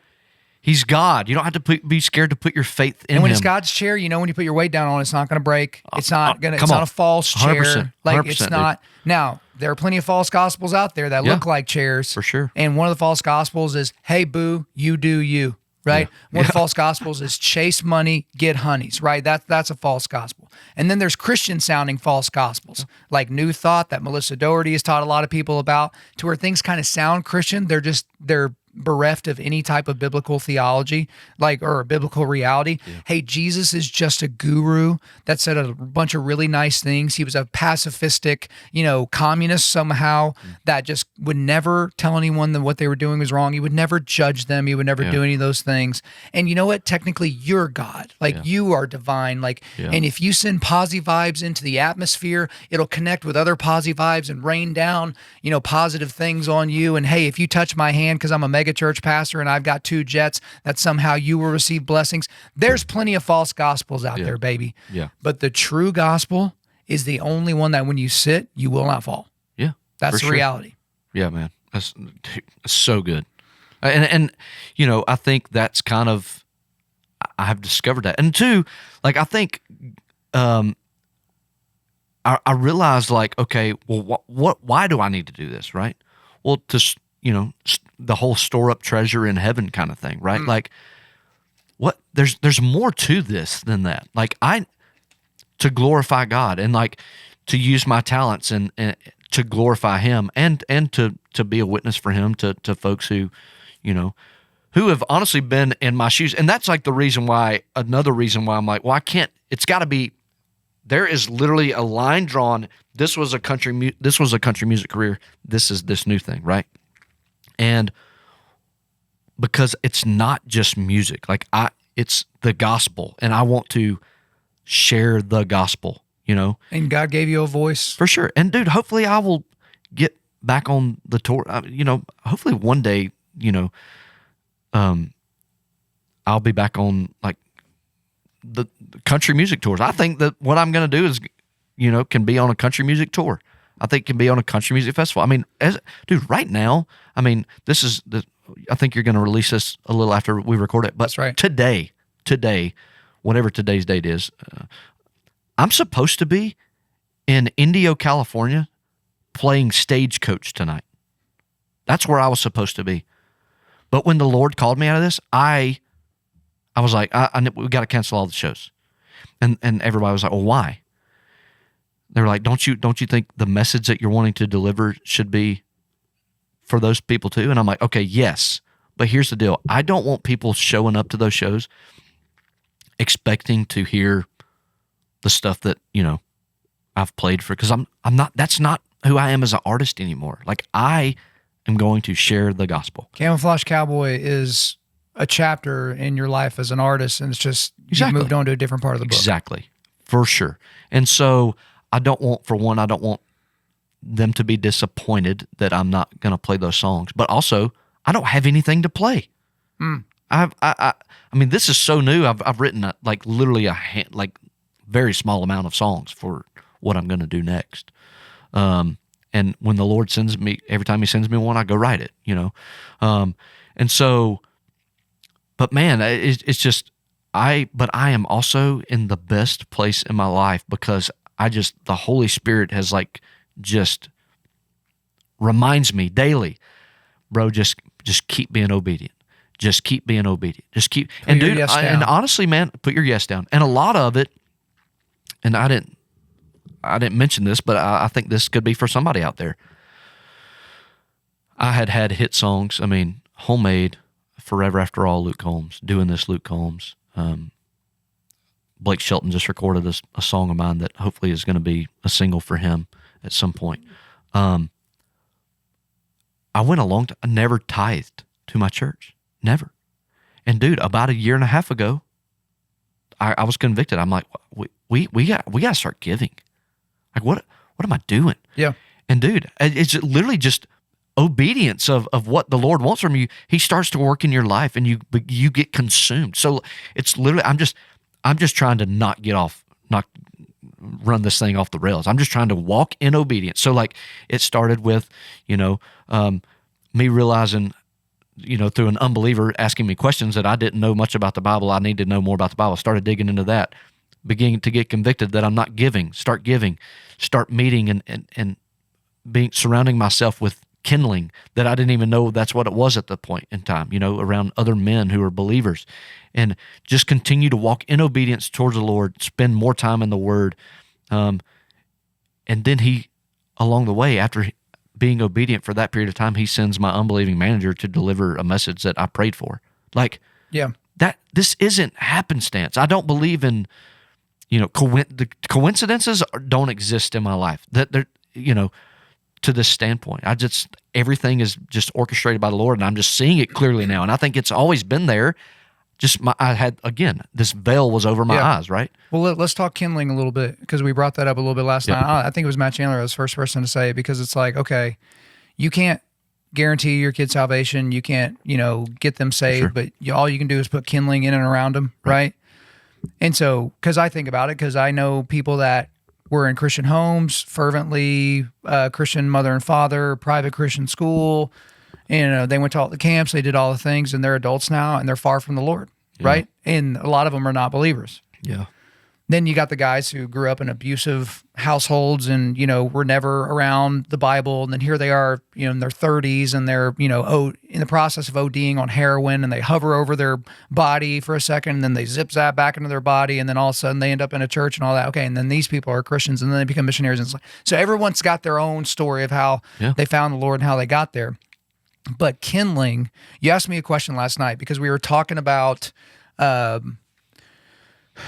forget what we were talking about that brought it up, but we were basically talking about how people, or do you remember what you were saying? So I believe what you're getting at, I think, is we were talking about not putting your faith in pastors, right? And I'm like, but man, dude, and I don't think Joby wouldn't have a problem with us using him as an example. I love that dude. Like that dude has been awesome for me, man, and I've had my dad, but I've never, but like a man like him to like really put their arm around me and believe in me as than just a songwriter and a country music singer, like to like want to pour into my life. Like he's been awesome for me. And so when I hear you say, hey, don't put your faith in these guys, that they can let you down. You know what I mean? Like, well, that's kind of scary to me because I'm like, okay. So then I asked you, I'm like, well, hey, how do we make sure that don't happen? Yeah. So that's where we got to last night. Cause every time something like this happens where a pastor falls, or, we find out, what Steve Lawson did. We find out what Andy Stanley is doing. We find out what, allegedly Ravi Zacharias did before he passed away.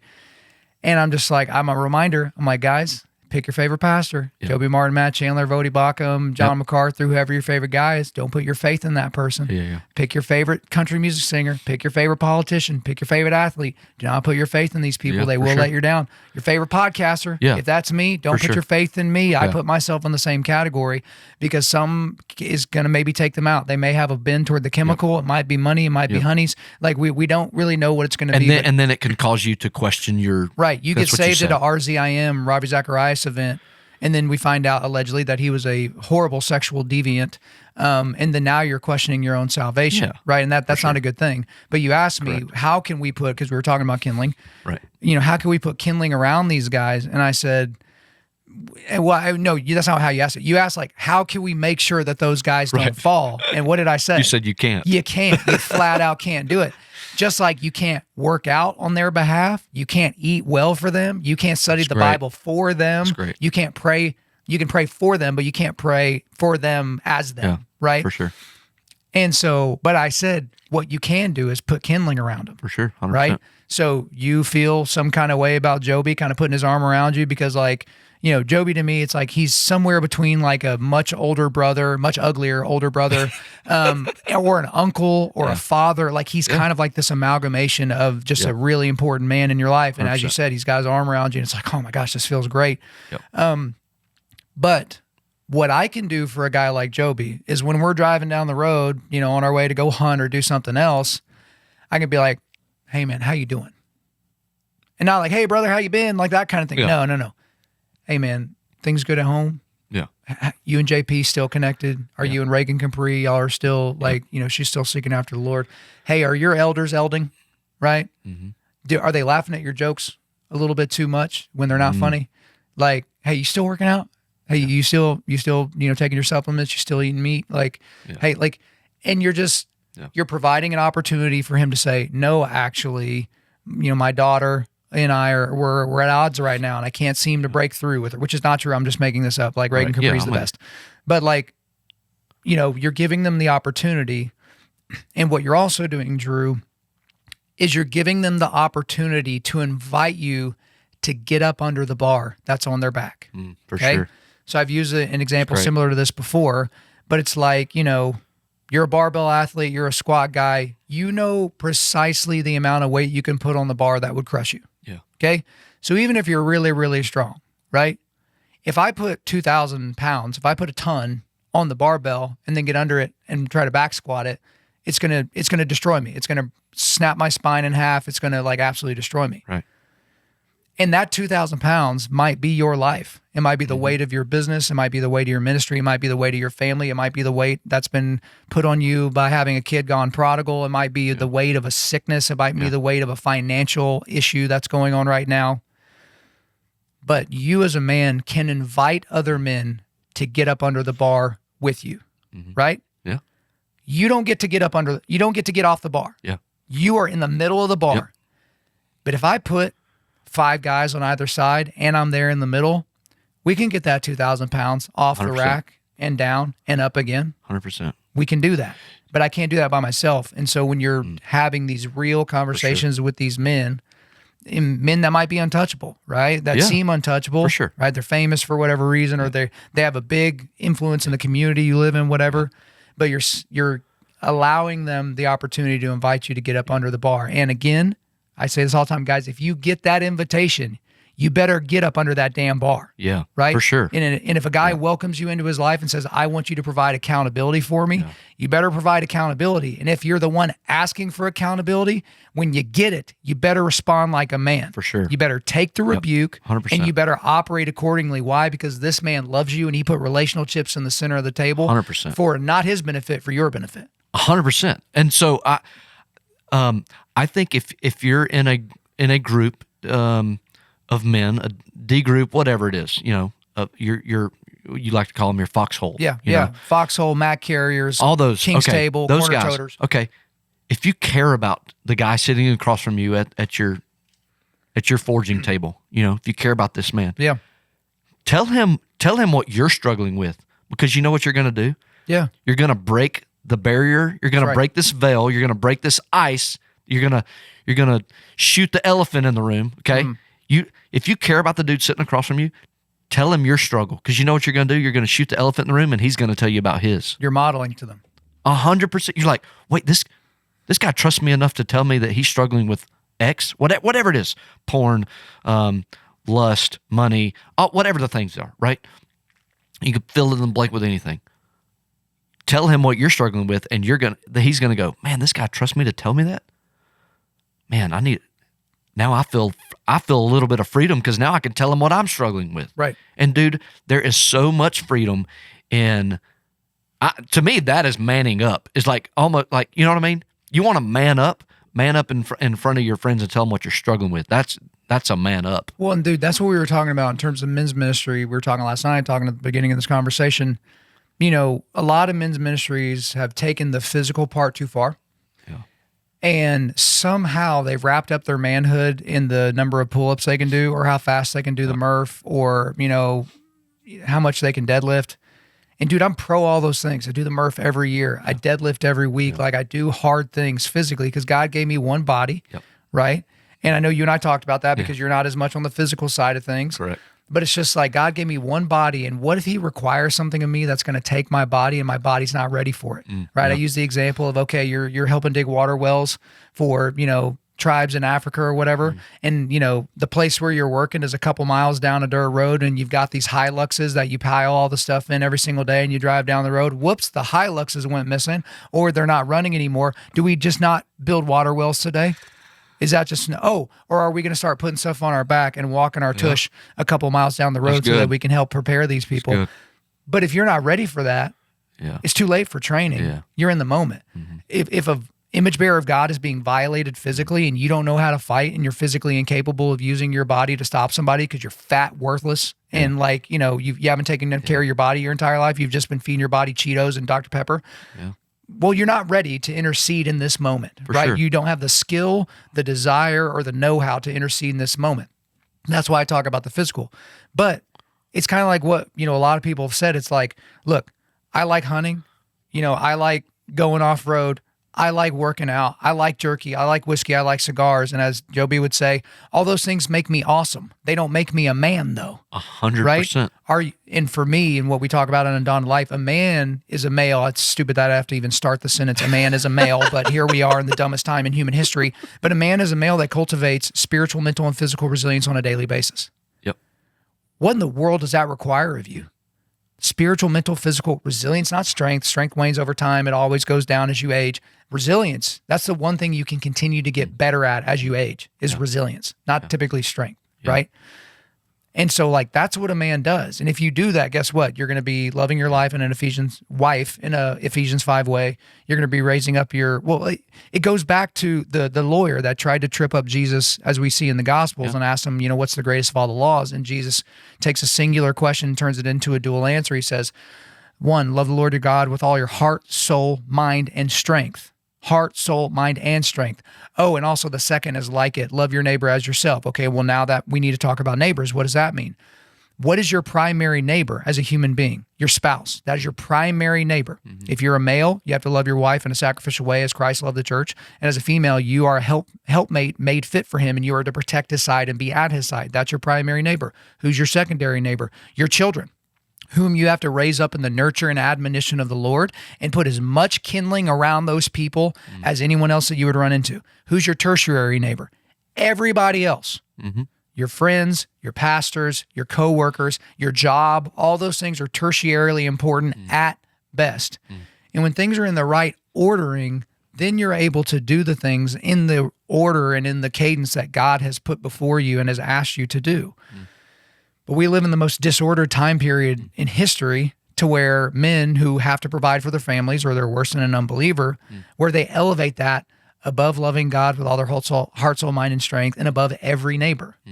And so they build this career, they build this life for themselves, and they realize, wait, I didn't bring anyone along with me. Oh, and I'm at a place right now where nobody can check me. Nobody can tell me, hey, brother, you're screwing up right now, because they've insulated themselves from all this negative feedback. And it's just, that's where a lot of these men's ministries go wrong, to where it's like they go the lone wolf route. And it's like, watch Animal Planet. What happens to lone wolves? They die alone. Like, that is not a good plan. Don't do the lone wolf thing. Yeah. I think there's a lot of times, and this is just really something that became evident to me. I think a lot of times we get it wrong, and I really don't have the ground to stand on to speak on this, but I've just seen it, and I was kind of part of this. Like, we want the hand raised, but then where's like, discipleship? Where are we? We're not equipping. No, we are not. No one's equipped. And I talked about this, and I don't want to get too much in the weeds of this, because there's some information that I don't know. Let's get in the weeds. We talked about, but okay. It's some things we talked about that I don't really want to get public. So, because it was a specific situation, but like, I was put in a position where I was asked questions about things. Right. And I was not equipped to answer them. And I literally felt like a loser, like a guy searching on a journey towards the Lord, and he's got questions, and I had no answers because I'm not equipped. Right. And yes, that is partly on me. I mean, it's mainly on me, right? That I haven't equipped myself, right? But also, where do I go to get equipped? I mean, I can go read the Bible, and I can do my Hear Journal, and I can read, we've talked about that, but like, I need help, bro. Yep. Like, I need help, like I want to help somebody, but I'm screaming for help because I can't help them because I don't know how to help them. Yeah. Like, the desire, you don't have the know-how. 100%. Well, and that's so what the mission of Undaunted.Life. Sorry, I get so passionate about it because like I was the guy, like, and thank God I had a Joby Martin and a Will Moore and a Kyle Thompson and other men who saw me and wanted to put their arm around me, and they were guys that knew how to help. Right. But now here, but I was put in a place before I had those guys where somebody was, I was Christian enough for them to have questions for me, and I didn't have a stinking answer. And that's why. So why are we here? We're here to equip men to push back darkness. Come on. Okay. You can't push back darkness if you refuse to look for it. So if you're covering your eyes, if you're plugging your ears, if you don't want to rock the boat with, culturally incendiary topics or things like that. And so you're just going to let bygones be bygones. You're going to go along to get along. You're just going to be like a walking Hallmark card with everybody, never challenging anybody, any of those types of things. And so we equip guys to notice darkness, which causes me personally and all the people here, everyone that's ever sat at this forging table, to, get into some dark areas and wade into some dark waters and sit there in the milieu of that for a while. But then we have to equip men how to do that. We have to equip them with a voice. I do a presentation, how to destroy pro-abortion arguments. And I teach people like, hey, here's the top 18 pro-abortion arguments that are made. And here are the questions you should ask back to somebody, because the person in power is not the person answering the question. It's the person asking the question. But then we get back to the scripture telling us that we are to be able to stand ready to provide an apologia, a reason for the faith that we have. Does that mean you need to become William Lane Craig and be able to talk about every possible philosophical underpinning of a certain thing in ideology? No. But does that mean you should study him? Yes. Yeah. Does that mean you should study and read Tactics by Greg Koukl and understand how you can be putting rocks in people's shoes? Yes. Does it mean studying something like the Sandler language system? That's a sales language system that people, if they need to sell life insurance or whatever, they learn the Sandler system, but it's all about questioning strategy. Mm-hmm. And it's because, again, someone says something, they ask a question. It could even be an angry question. And you can diffuse the situation and inform them just by asking a question back. And so you were telling me about this person that's very important to you that was asking you these heartfelt, sincere questions about God-ish related stuff, Jesus tangentially related stuff, right? And you were just completely flat-footed. Yeah. Now, it didn't destroy the relationship. It destroyed an opportunity. Yeah. But again, it's not your job anyway to argue somebody into the kingdom of heaven. For sure. However, you can't be one of those people that's like Christian apologetics is stupid. You shouldn't do that either. Because what was Peter doing whenever he was at the Areopagus, and like when you see these different people preaching in the book of Acts, like what were these people doing if not being prepared for their audience? So if it was a mainly Jewish audience, they would speak, Paul, Peter, the different, people, Barnabas, they would speak in this way. If they were speaking to a mainly Greek secular audience, they would start this way. But it all circled the drain to the gospel of Jesus Christ and the reality of the resurrection. And I think to this story, to put a period on it, I do think that I probably put a little rock in a shoe, but man, dude, I wish I could have given more. Yeah. So I think to encourage other people out there who honestly know what I'm talking about, whether you're on the side that I was on or whether you're a very knowledgeable person. Hey, bro, don't just give a description, right? We go back to this. Don't just give a description. Prescribe somebody, like help us, And I just think that's men need that. And I think men want it. And it's obvious by some of, I was listening to your podcast, some of the numbers, I guess, that just recently come out. I think these were like maybe UK numbers. Justin Brierley was talking about it. I think a shocking uptick in the number of Gen Z males going to church. But dude, I can sense this. I can see this. That's why I've been asking everybody about the coming awakening, because it's just like, it feels like it's in the air. It feels like it's so thick that you can like grab a fistful of it. But dude, part of me wonders, is this why the Lord, go back, the Lord started putting kindling around me? Is he trying to prepare me to provide, not entertainment, I don't want to call it that, but provide an outlet for some of these men to have music to go listen to that is the gospel, bro? Yeah. Like, I don't know. Well, I don't know what the Lord has. I actually want to talk about that because I want to put a fine point on that, because again, it's kind of like a thing now in my show about how much I'm not a fan of contemporary Christian music and how I like Christian metal and I like those types of things. But all kidding aside and no tongue in cheek, when I listen to generic contemporary Christian music, that as a category, it doesn't sound pleasing to my ears. Now, I love me some Shane and Shane, but even some Shane and Shane songs, I'm like, I just don't really like it. I love me some Phil Wickham, but there's even some of his songs are a little bit too synthy, a little bit too poppy, and it's not my style. It's not what I like, right? 100%. And you can do that with just about every artist. Like there's rarely an artist, even if they're your favorite, where you just like every single track on every single album. Like, 100%. And you can tell by the number of streams you have of certain songs on certain albums versus, some of your favorites, right? But for whatever reason, metal has always appealed to me. It's kind of like last night I'm teaching you about Scotch and different things. I like Islay Scotches. Those are incredibly peaty, smoky, depending on, like Ardbeg is kind of like, road tar covered pirate ship, campfire, iodine, awesome. And it sounds terrible to other people for whatever reason. The first time I drank it, I just understood it and it agreed with my palate. I didn't have to acquire the taste or any of those types of things. But I do not like even the implication that if you don't like contemporary Christian music and if you don't sing it with your full heart and falling out in the aisles at church, that somehow something's wrong with you. Yeah. Because a lot of people like that style of music. Yeah. Most people don't. But I'm also not advocating for bringing, a Christian death metal band, Impending Doom, and letting them do your worship set. Yeah. Because that's not going to appeal to a wide audience. For sure. But there are people like me that will worship God at a POD show or a Skillet show or a Convictions show or, again, Impending Doom for today, even though they're not around anymore. And that's all the genre of very holy name, right? Obviously, they're the intro-outro music of our show.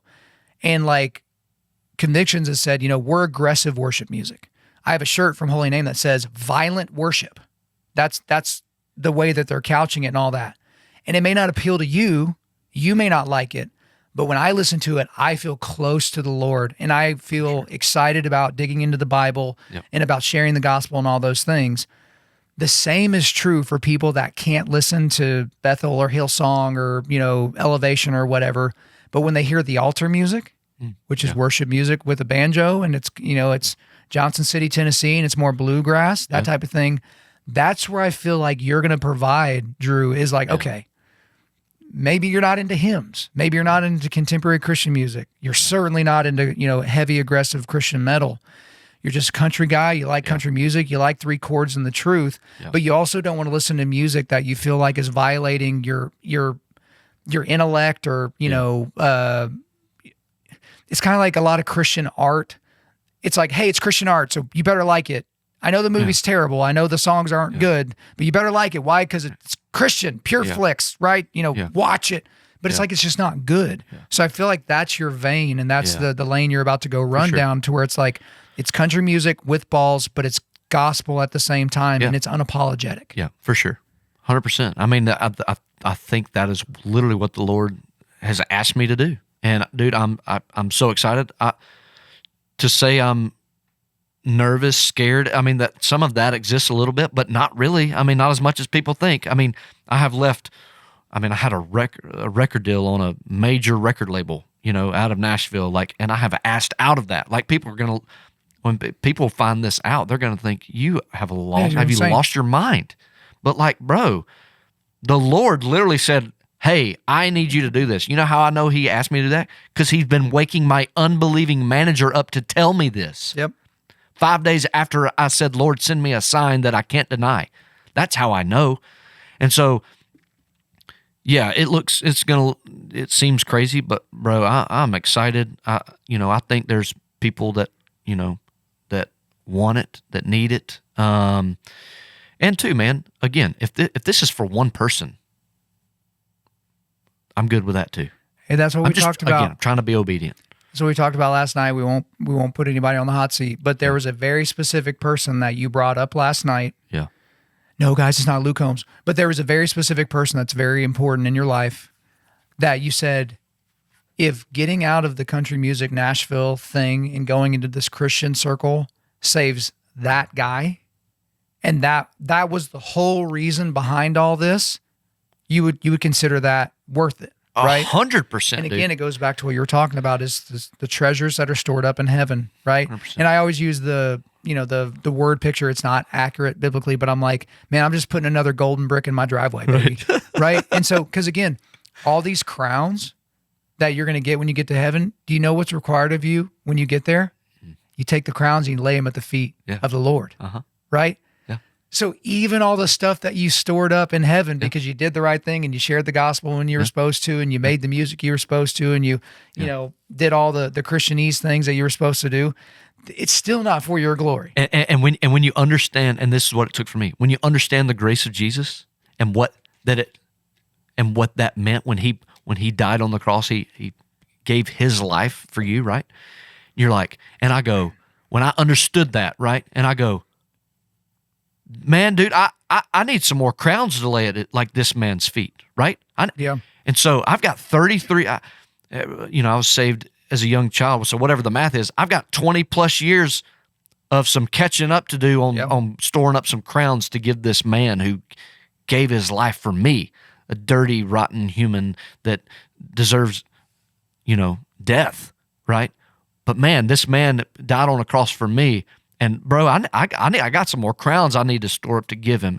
So like, thank you, Jesus, for giving me a chance to do this. And man, I'm going to use it for your glory. So, well, dude, I'm psyched for you. We talked a lot about some of the songs that are coming out. And again, guys, by the time you're listening to this, like, we're releasing it strategically, so you should be able to go to Apple Music, to Spotify, to YouTube, search Drew Parker, and you'll be able to see kind of the stuff that you're coming out with. And this is where I always tell guys, a lot of guys have this habit, and I don't get it. They'll find something awesome. It could be a new seasoning, shout out to G's. It could be, a new jiu-jitsu gi, shout out to Origin. It could be, a new song or a new movie or a new show or a new book or whatever. And they consume it, they love it, and they don't tell anybody else about it, right? They don't leave a 5-star review. They don't do anything to get the word out that they actually like it. So guys, if you download this music, if you stream it, if you whatever, and if you like it, guess what? All you got to do, and all these apps make it super easy. Typically, you hit one button, if not two buttons, and you share it with someone that you think will like it. So if there's someone in your life that absolutely abhors country music and they think it's the stupidest thing in the world and all that, probably not the person you should share it with. But if you like it, like people like people. And so there's probably some people in your immediate circle that are going to be down with that same style. That's how this stuff gets out. Yep. And so I always tell people, like, they'll be followers of my show, and I'll be like, hey, so have you shared it around? They're like, well, no. I'm like, well, are there guys in your life that you also think could, get some value from the people I'm interviewing or from the forging table or whatever? Well, yeah. I'm like, well, let's go ahead and connect those dots for some people, because if they don't know I exist, how in the world are they going to find me? Perhaps that's your job. How are they going to find your music? Guys, just share the stuff around. Thanks, pal. I don't want stuff to be the best kept secret. I was telling you this, like, there's dudes in Nashville that they're amazing guitarists. Maybe they're great singer-songwriters and all that. And it's like, you don't want to be the best artist that no one knows about if you feel like God's calling you to be an artist all that. And so ultimately, man, I'm psyched to play a little role in some of the influence and the stuff that's going on with you, and like kind of the ecosystem that is being created with these guys that are getting after it spiritually, mentally, and physically. And they're taking in good Bible teaching, expository preaching, verse by verse. They're not being eisegeted to, they're being exegeted to. And like, we're just creating this. And so like, man, I think there's some great things for you, and it may not look like, Grammys and mansions, but it's going to look like, something this side of glory that's going to provide a lot of benefit for a lot of dudes. I'm pumped for you. Yeah. And I have so much, satisfaction in that more than anything. I mean, I think we would be remiss, like people in country music for sure we would be lying if we said, hey, there's not a part of it that exists where we're like, oh man, I might be famous and I might be rich one day, right?